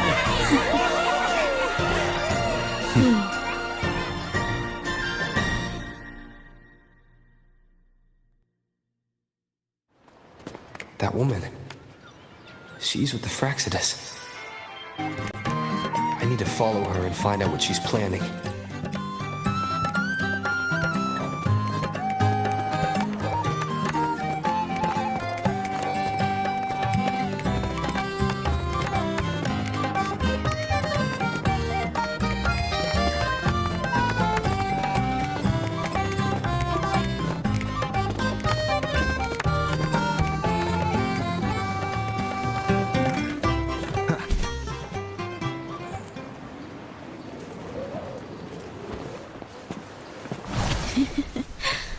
Right this way.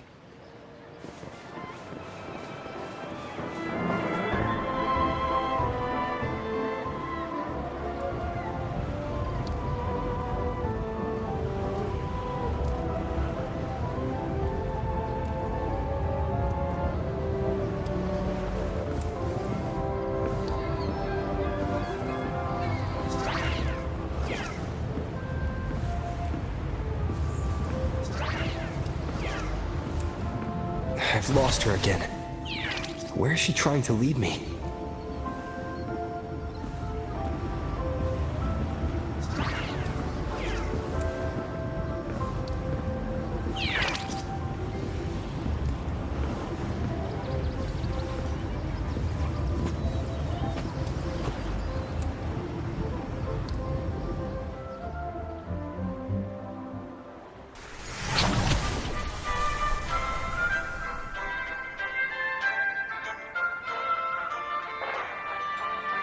Ah, we've arrived.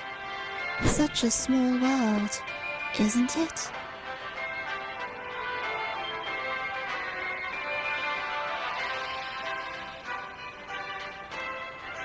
Oh, what an honor to be remembered. Let's continue our conversation somewhere lively and grand. A place worthy of the Carnival, not some dreary, dull corner. Decadence, indulgence. That's the Carnival. A vivid daydream and grand illusion for all.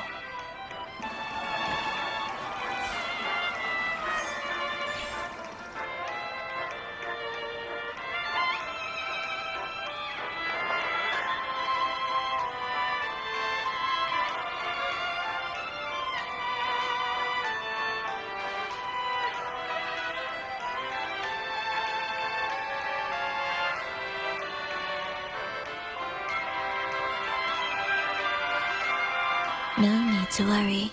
I won't disrupt their little daydream. Besides, we still have business to do here.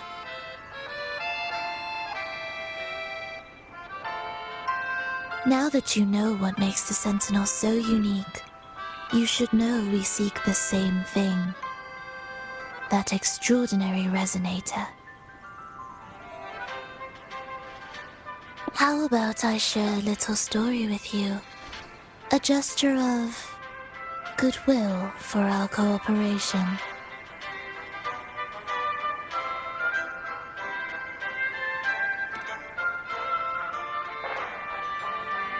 Now, patience is a virtue. A story is best enjoyed with a captivating performance, and this stage is perfectly set for it.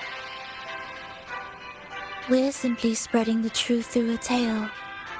I'm certain it will pique your interest, so consider this a heartfelt invitation to you and your companions. Join us, pour your essence into this endless play, and use your humble strength to defy the raging current of fate.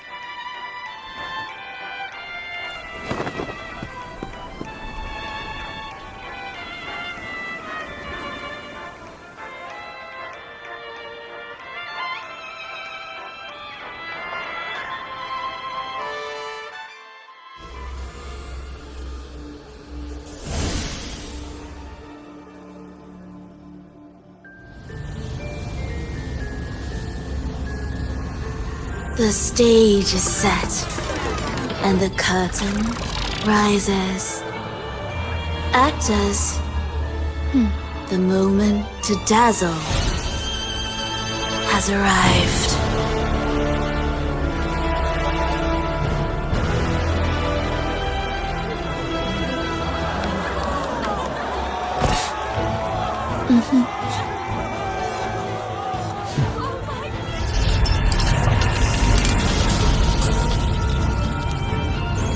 The magic is ready to unfold.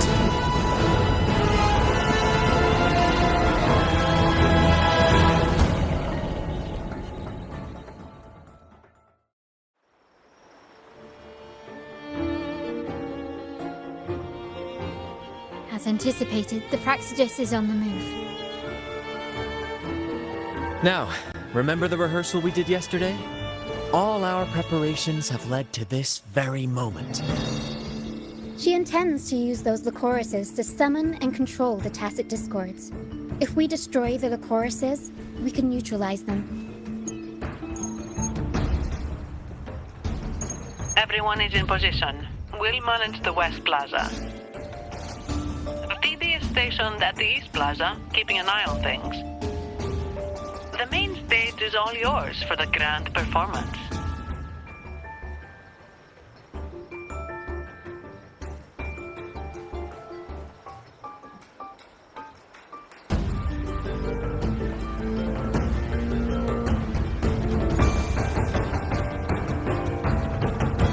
I'll take care of the lighting and create the mood to make the performance stand out.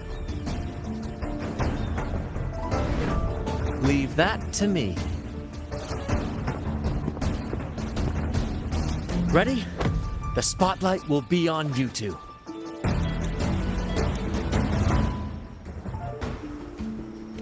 The curtain has been lifted. We can't keep our audience waiting. Then, Ladies and gentlemen, the grandest and most spectacular performance of the Carnival is about to commence. Let us give a warm round of applause as our actors now take the stage.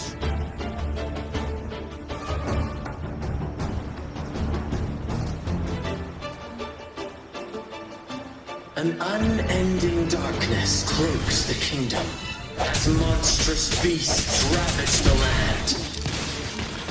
The Holy Maiden has been captured by the Demon King, and chaos descends. But lo, two valiant heroes step forth, accepting the minister's quest, vowing to vanquish the beasts and rescue the Holy Maiden.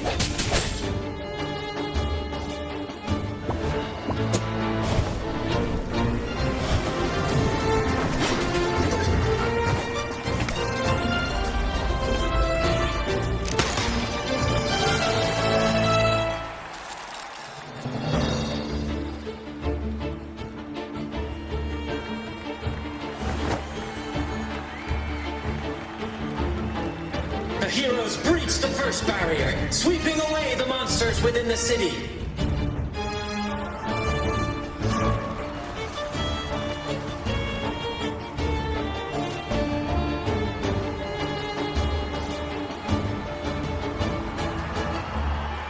Now, they advance toward the Demon King's castle, where peril awaits at every corner. What trials lie ahead?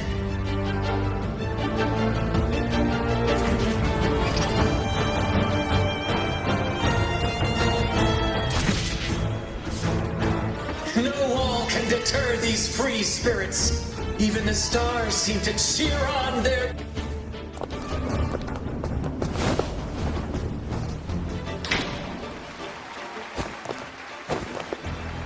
Exercise caution. New enemies have appeared. The Demon King unleashes its minions, long awaiting these audacious intruders.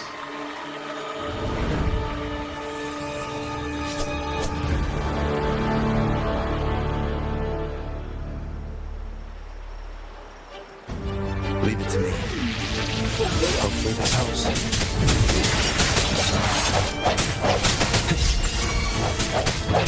My compliments. Brilliant lights the way! Running won't save you.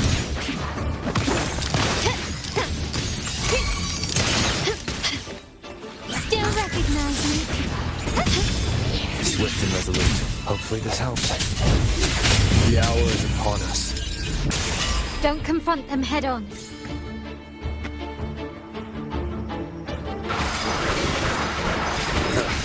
That time.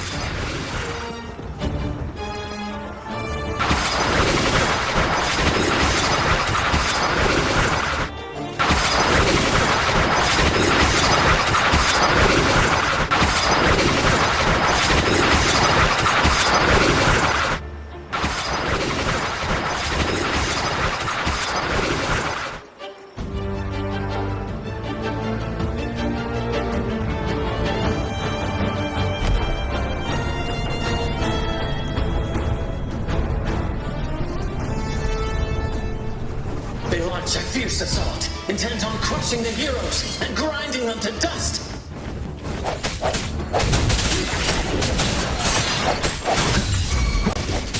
My compliments.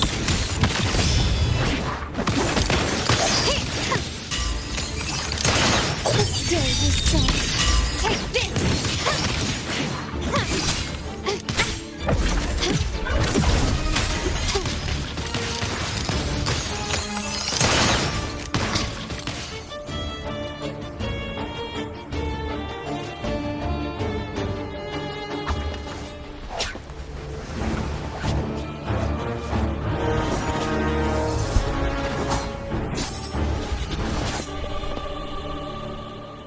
Watch out!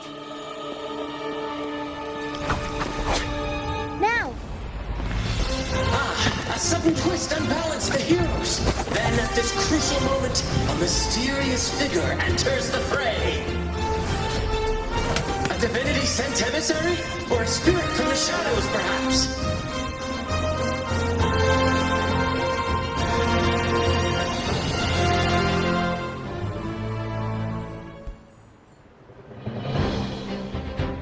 She seems moved by their passion and righteousness. See her join the heroes' ranks.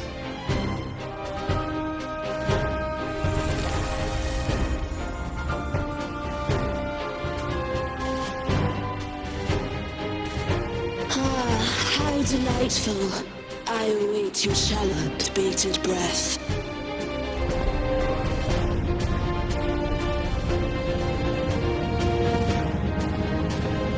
It seems the Demon King anticipated the hero's arrival and has gladly extended an invitation.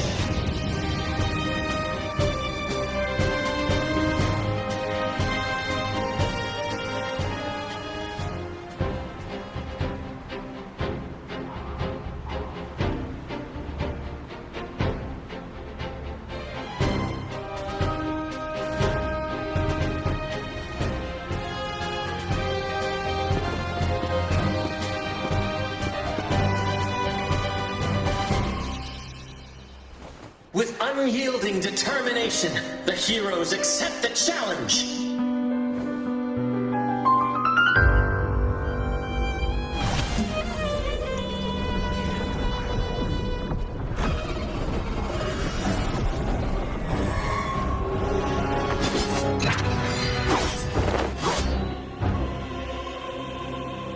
The Demon King reveals itself at last, exposing its hideous visage and sharp fangs. The final showdown is nigh! The Demon King summons its foul army, poised for a climactic battle with the heroes. The victor will soon be revealed.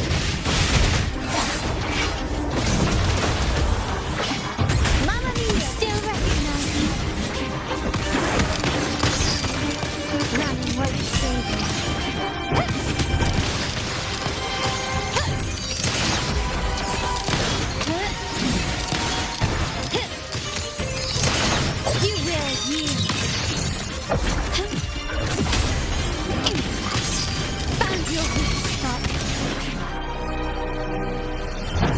Amidst the clashing swords and the cries of the minions, the heroes face the Demon King. Victory belongs to the righteous and the brave!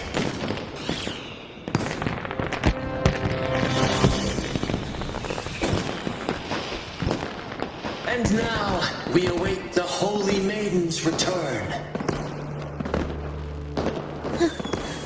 And so we arrive at the happily ever after, yes? But we do not live in a fairy tale.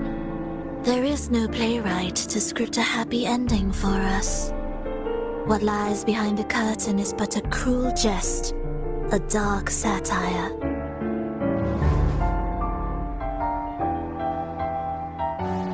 Let me reveal the truth behind that idyllic ending. The Holy Maiden has long succumbed to darkness, drawing power from a heretical force and leading her people into depravity. And the minister, having uncovered this truth, has vowed to root out this corruption himself.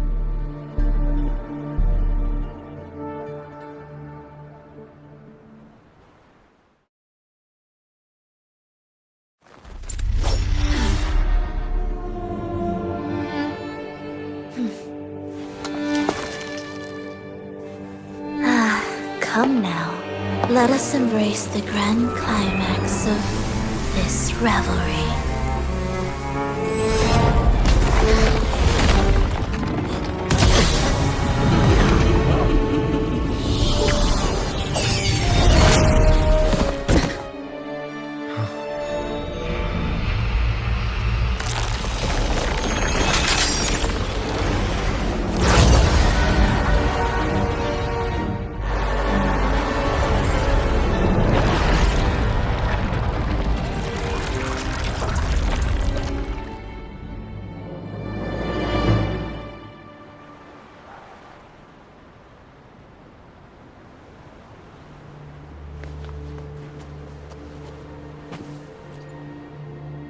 seems we've received another invitation.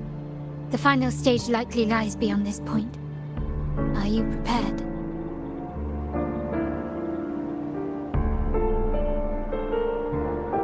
Don't worry.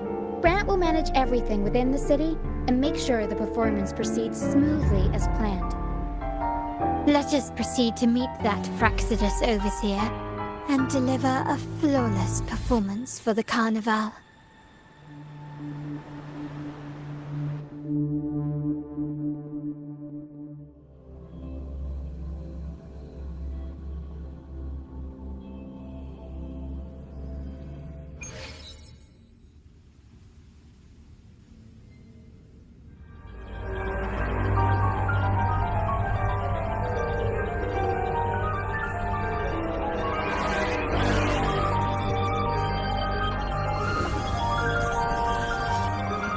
The wildcat has sounded thrice, and the hedgehog full. The peculiar bird sings. The moment is upon us. O benevolent sorceress of realms unknown, I summon you. Grant us to just prophecy, and may fate favor us all.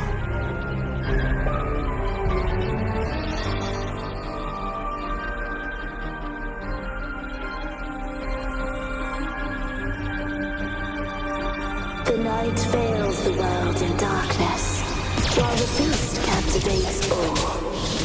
Yet you remain clear-eyed amidst this revelry. The honeyed wine has clouded their senses and quenched their flames of avarice.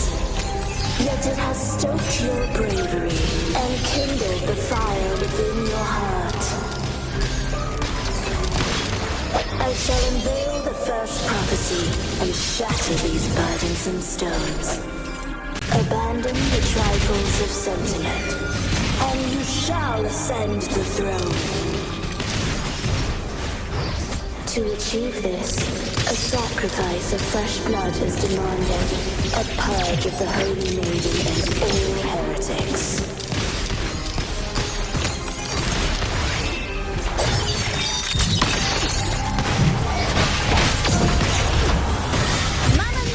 One more time.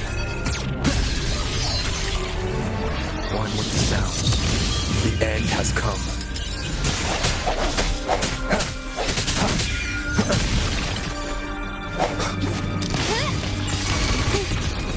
Swift and resolute. I sense some weakness. My compliments. Glory demands more. Take this! Still recognize me?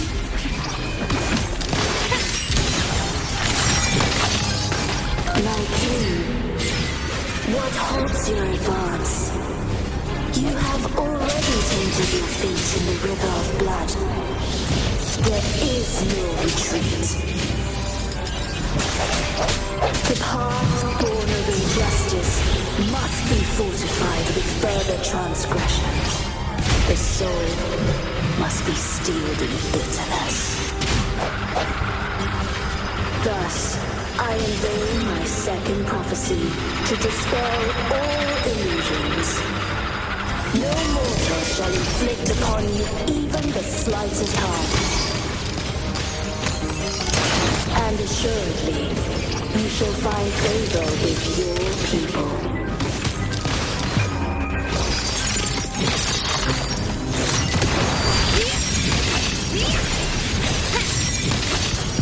Masterpiece complete.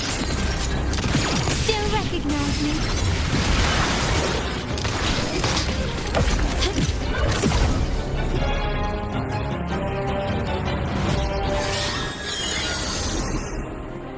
Defy destiny, mock both life and death, and rise beyond good and evil.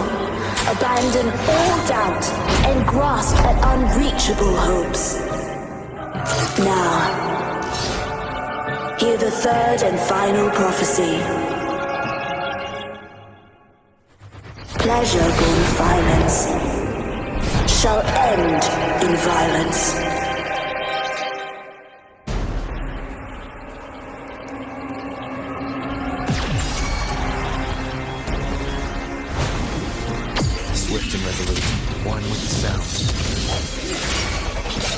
compliments. Found your weak spot.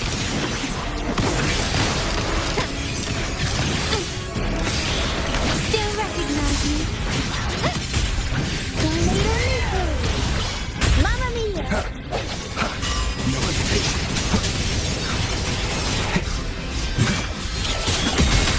One with the sound. Disperse. The hour is upon us. Can't leave together.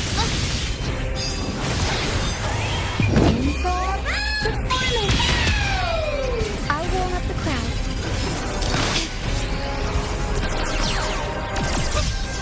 Stand down. One with the sound. Break. Arrow sent. Mamma mia! Take this! Still recognize me? The world is mine!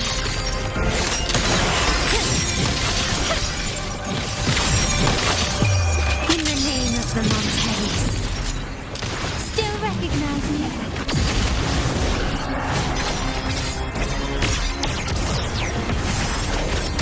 Stubbornness. Swift and resolute. One with the sound. Moment of resonance. Unexpected plot twist.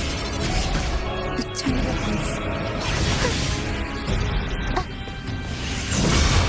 My compliments.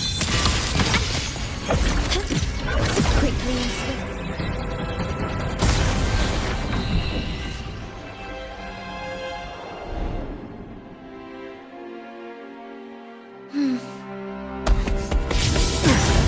What a pity. The prophecy says the king will not take his final bow in this act. Reality beckons. Have you glimpsed the truth in this dream? 2 prophecies fulfilled, but the third? I await to see how you will rewrite it.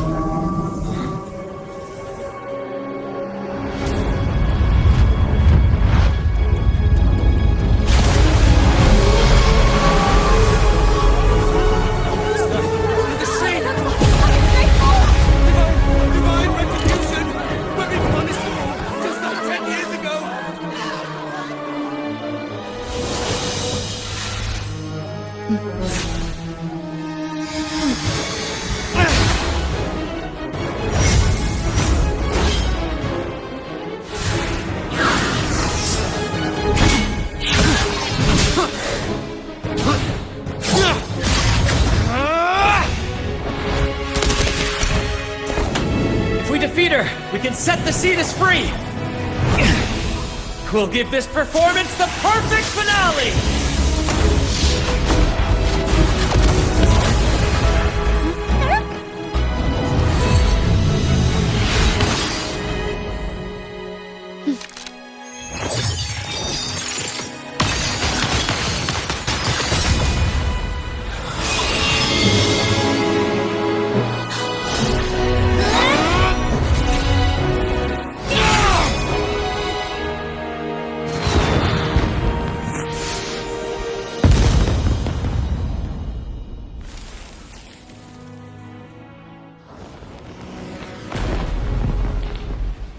Splendid performance. It's almost time for the final bow, but the symphony between us has only just begun its overture.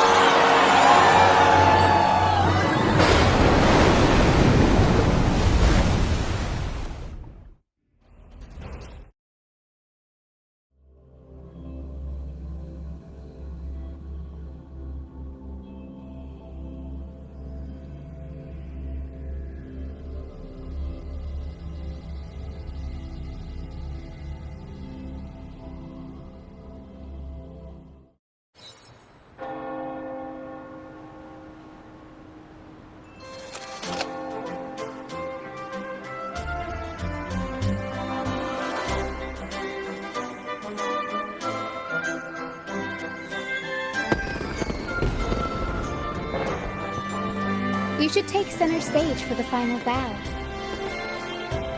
Hear that? The thunderous roar of applause. Ah, it has been far too long.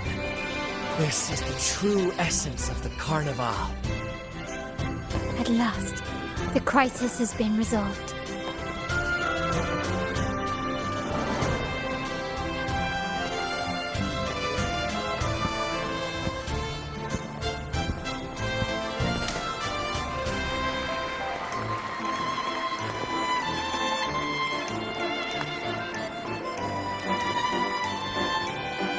Lord Arbiter, I have heard thy call. I have awaited thee for what seems like an eternity.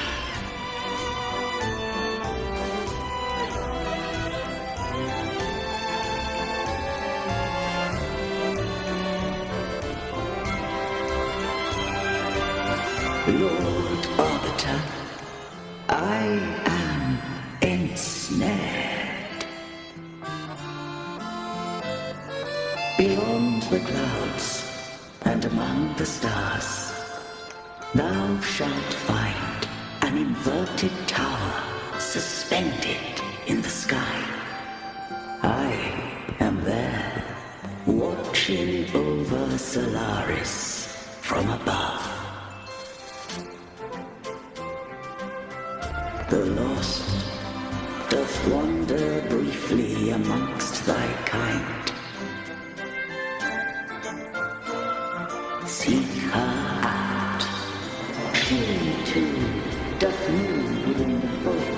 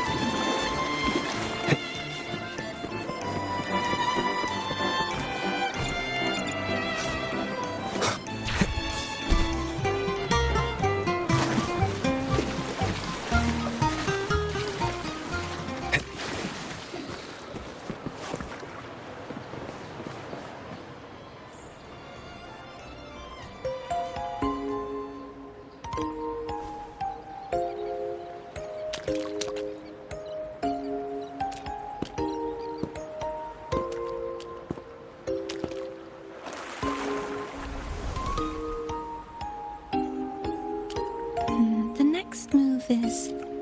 Am I getting this right? It feels a bit off.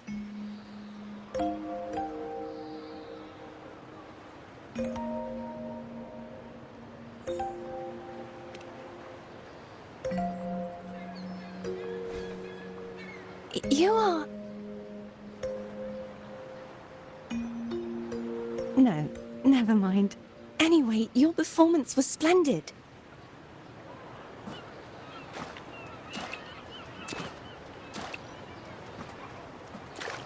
I'm here for the Carnival as well. It's been ages since I've seen something as grand as this. I love hearing the laughter and cheers of a crowd, no matter the occasion. Kind stranger, could you show me those final steps from your curtain call?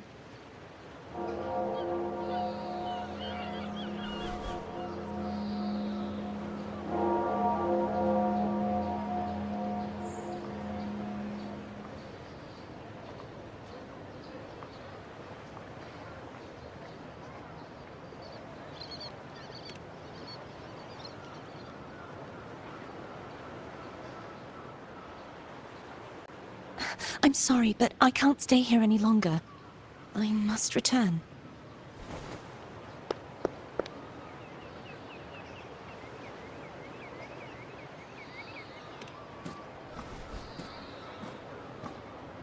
My name? It's...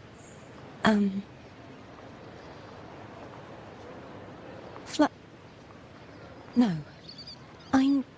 Cartothea. Yes, that's right. Cartothea. Farewell, Laureate. I hope that someday I might stand on stage with your troupe. Are you alright? Some family members mentioned you were speaking to a wall. I'm worried you might still be under Frivola's spell.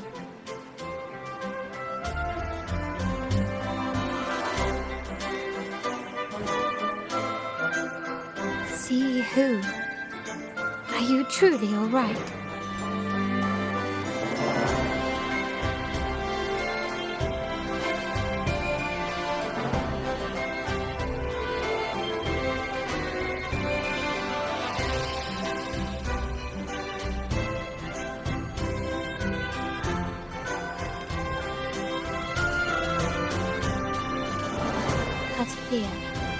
I'll make a note of it.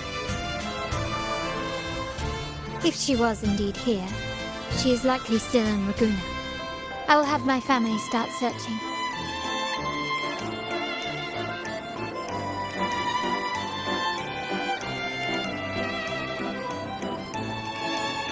There's still many unresolved questions regarding the Order and the Sentinel. We need time to sort through what we've gathered. Rushing into action now might only alert the Order's spies and disrupt what we've worked so hard to protect. You're right. Cartothea. I will have my family find out more about her. If we find out anything, I'll contact you, and we can discuss our next steps together. Until then, as you suggested, let's keep this carnival going.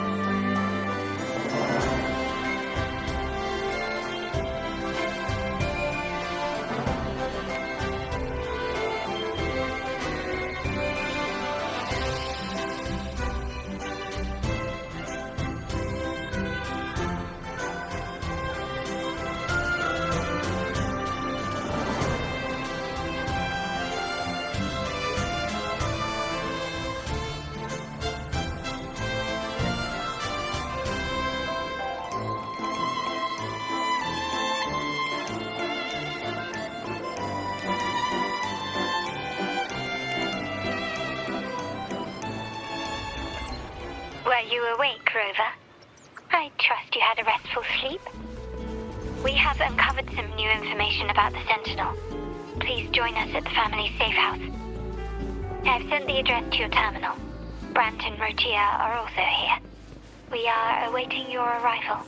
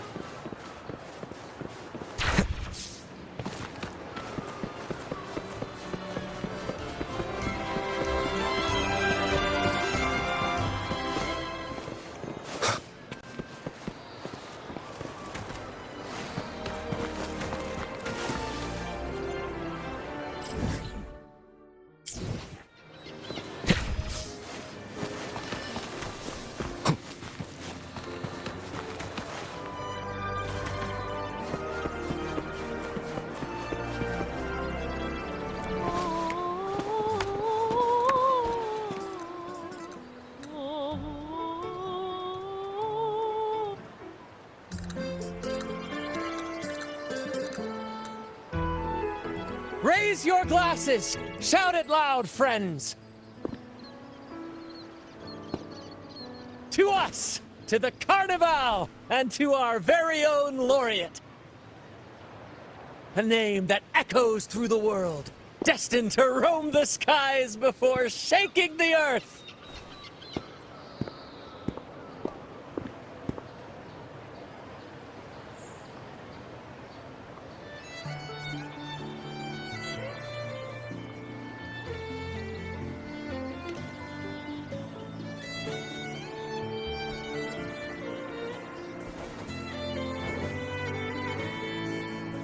Don't be fooled by how he looks. Brant is already deep in his cups, drunk as a skunk.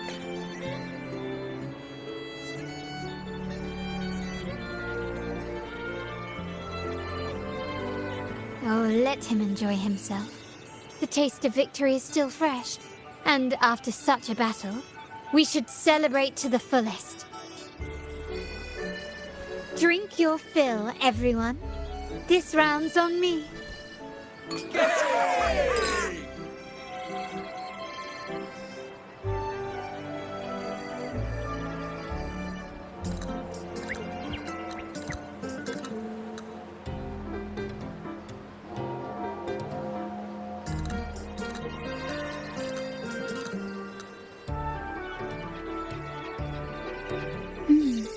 I see someone's been eavesdropping.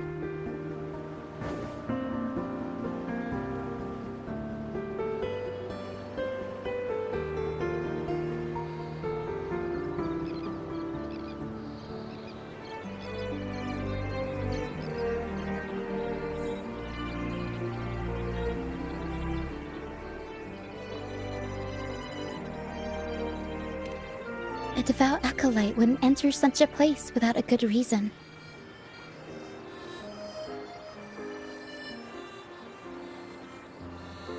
The Montelli family is known for its hospitality, but freeloaders will not find us so welcoming.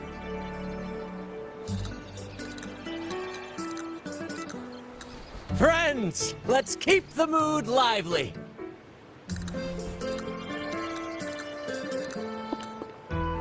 Come, let's discuss the information we've gathered so far.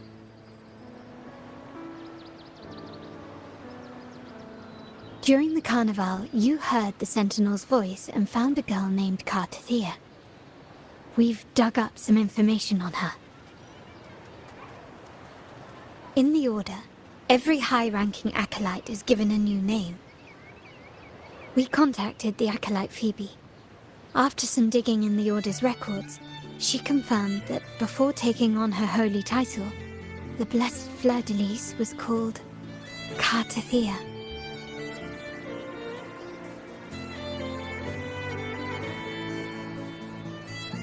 But the Blessed Maiden, she martyred herself 20 years ago.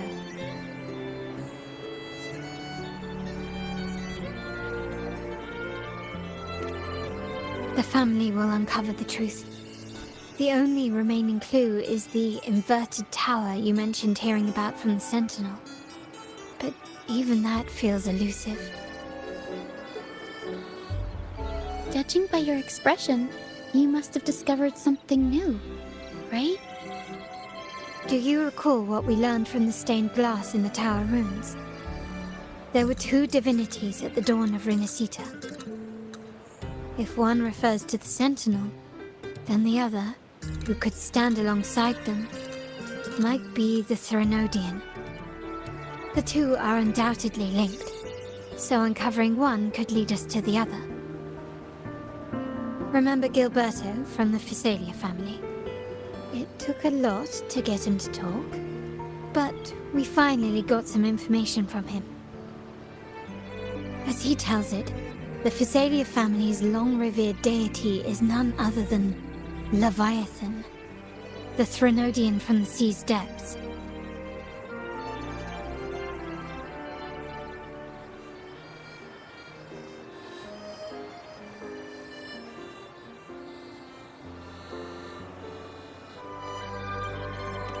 It's hard to believe, I know. But recent events have only reinforced what we discovered from the stained glass. The Physalia family has been on this island since the founding of Rinascita. So their worship of the Threnodian may have persisted for centuries.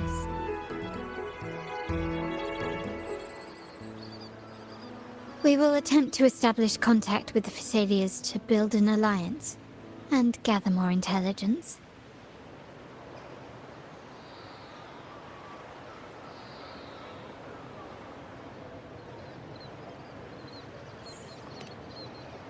Rest assured, negotiation is what we do best.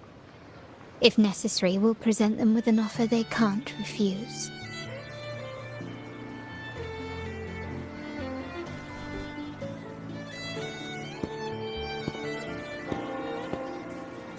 Excuse me for the interruption. Greetings, esteemed guest. The Primus wishes to invite you for a conversation at the Cathedral of Mercury. Would you be so inclined? How curious. Since when has the Primus become so interested in social calls? It could very well be a trap. I'm merely conveying the Primus's invitation. The choice is yours.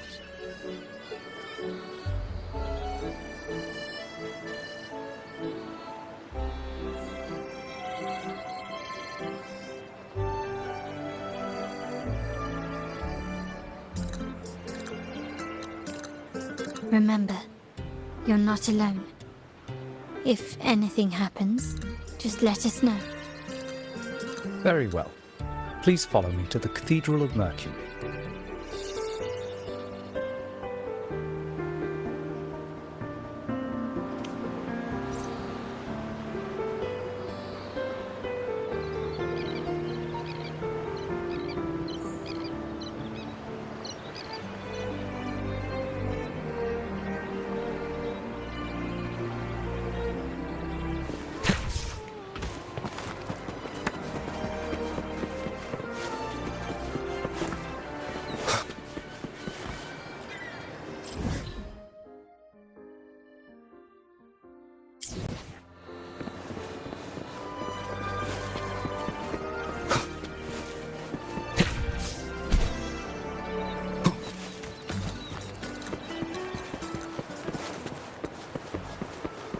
Wind, guide me.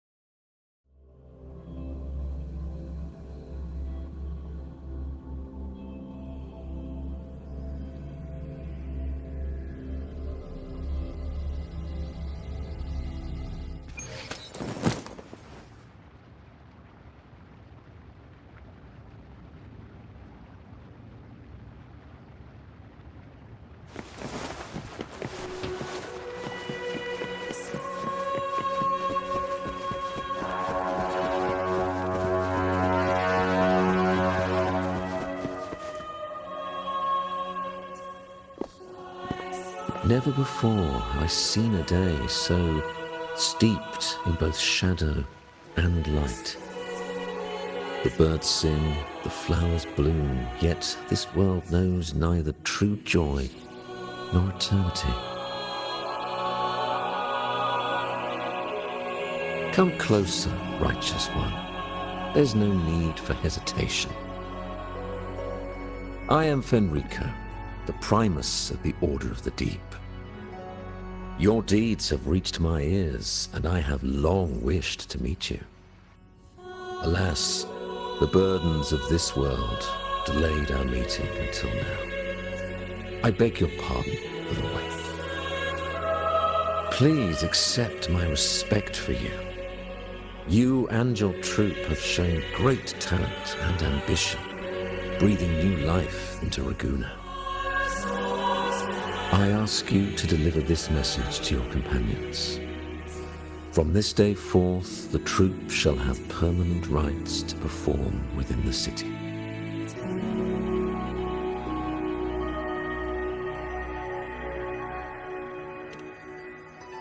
All mortals stumble, but through pilgrimage, they have cleansed their souls and atoned for their transgressions.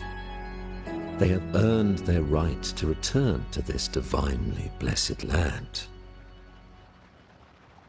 I understand that questions weigh on your heart. In the presence of a just divinity, speak freely, and I will answer with all the honesty I possess. By the great Sentinel Imperator, I swear to you, there shall be no deceit in my words.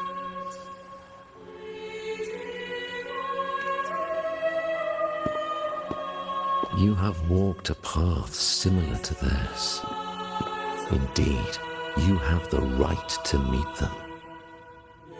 However, due to the Dark Tide 2 decades ago, the Sentinel's body was gravely wounded and remains in a state of recovery.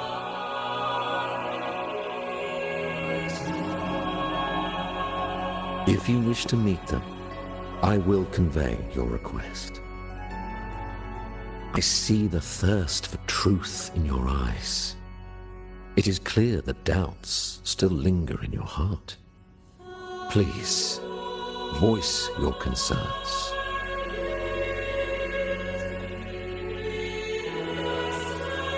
Fleur-de-Lis. She was the emissary of the Sentinel, and we are grateful for her contributions. 20 years ago, during the Dark Tide, she sacrificed herself to seal the calamity. She fulfilled her duties in this world and returned to the divine embrace.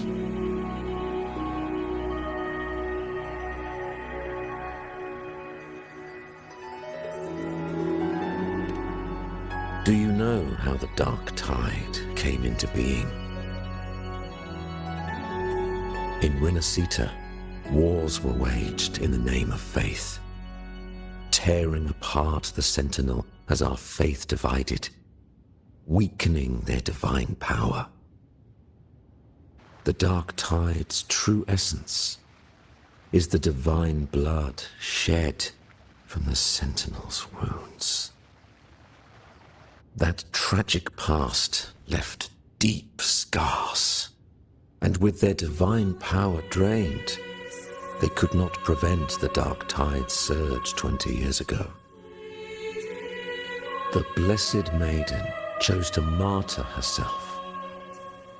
She once again resonated with the Sentinel and, through her sacrifice, restored some of their divine power, bringing an end to the Dark Tide. Yet, the Sentinel remains in a state of healing and still requires a mortal representative. Following the Blessed Maiden's departure, I was granted new authority to cleanse the aftermath of the Dark Tide. I received the divinity's blessing and became the new Enlightened One. By their will, I fulfill the tasks left unfinished in this world.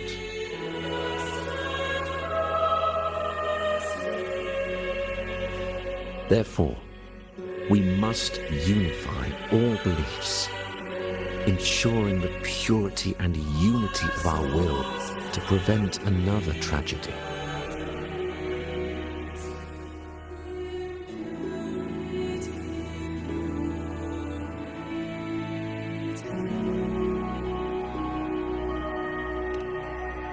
He said she once again resonated with the Sentinel.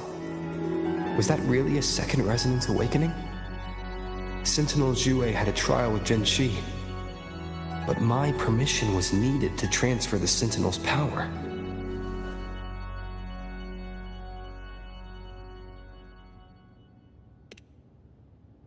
I swear, my words are without deceit. I see in your eyes that you have walked further on the path of justice than I anticipated.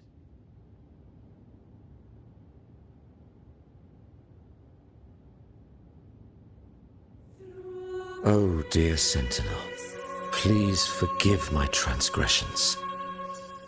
The Dark Tide brought us a blood-stained lesson.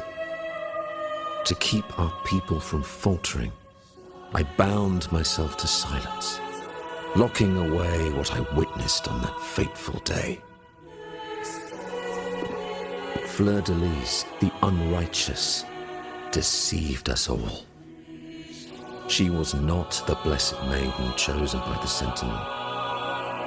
The true Maiden has yet to reveal herself.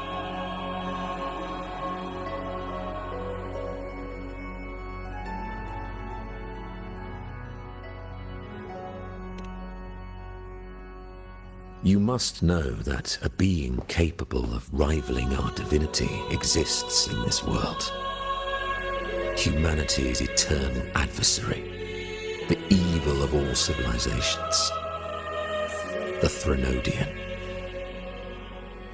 As the Sentinel has their resonator, so does the Threnodian.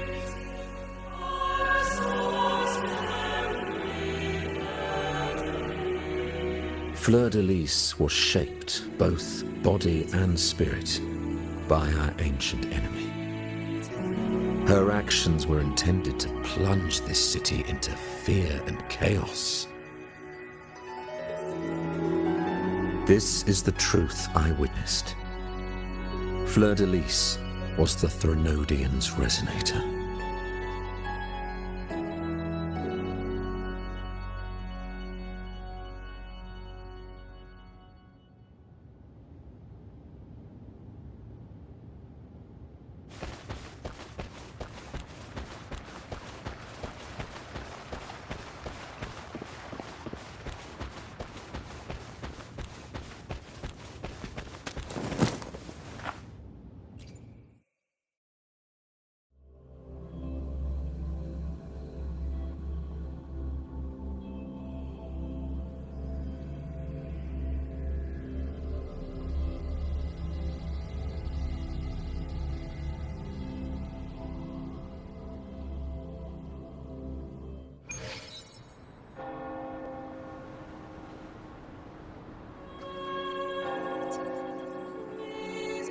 How can that be? That blessed maiden, could she really be the Threnodian's resonator?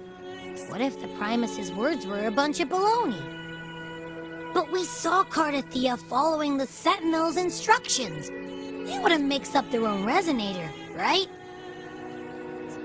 Now my head hurts. Who was she really with? The Sentinel or the Threnodian?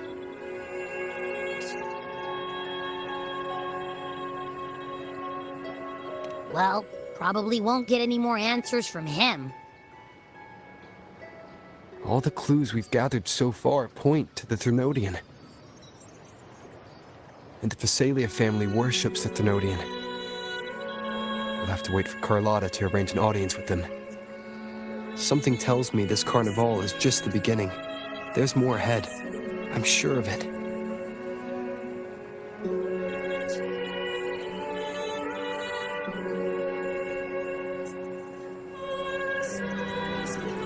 Frolova, you do have a knack for indulging in pointless little chores. Why, there's no rule against an actor making good use of the intermission. Besides, I haven't disrupted your arrangement, have I? The one from a faraway land who discerns the truth dares to raise their sword against the divine. In response, the slumbering gods break free from their shackles, revealing their true forms. The possibility of the second resonance awakening is now a certainty, so we just need to see if that special resonator truly exists. Was the Blessed Maiden a resonator for the Sentinel or the Threnodian? Or both? If so, a resonator capable of wielding both powers. I am eager to see how the story ends. Cristoforo, if you don't want to spoil the next act, I might have to give your carefully crafted plot a little nudge. Speaking of which, that rover shines brighter than anyone else in your play. Do you find him interesting as well? Frolova, it seems we walk different paths. I don't share your fondness for that sort of puppet theatre. I merely place the characters on their stage and they act out their fates, driven by their own volition. to remain courageous amidst absurdity. To pursue a spark of divine grace, this, to me, is the truest essence of humanity. Don't you think? Even the most pristine cadence of death pales beside the untamed, fervent, and tenacious spirits of the living. In their journey, they resolutely overcome all obstacles. They pursue, they tear, they burn, simply because they desire to.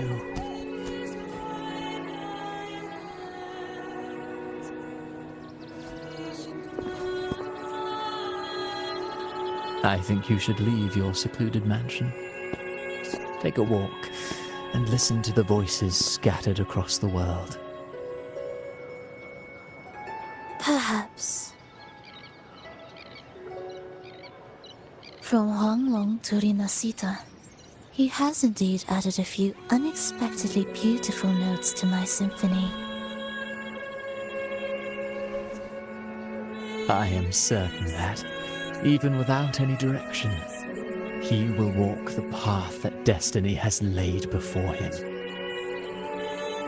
All things ascend toward a singular point of convergence, and what awaits at the end is immortality before the tides of fate.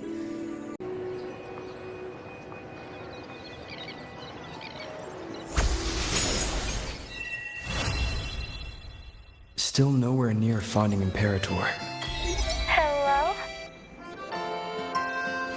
Do you mind dropping by the Strand when you have time? Ben and Bartolino are away, and they put me in charge of the welcoming proceedings. I'm feeling a bit nervous about it. Part of me just wants to crawl into my box. Pero is all stressed out because of me. Pero. I tend to fumble with words when talking to people. I'm worried I won't do a good job accommodating everyone. If the laureate himself were here, I wouldn't be so nervous. It would make things easier. So, as our new laureate, we need your help.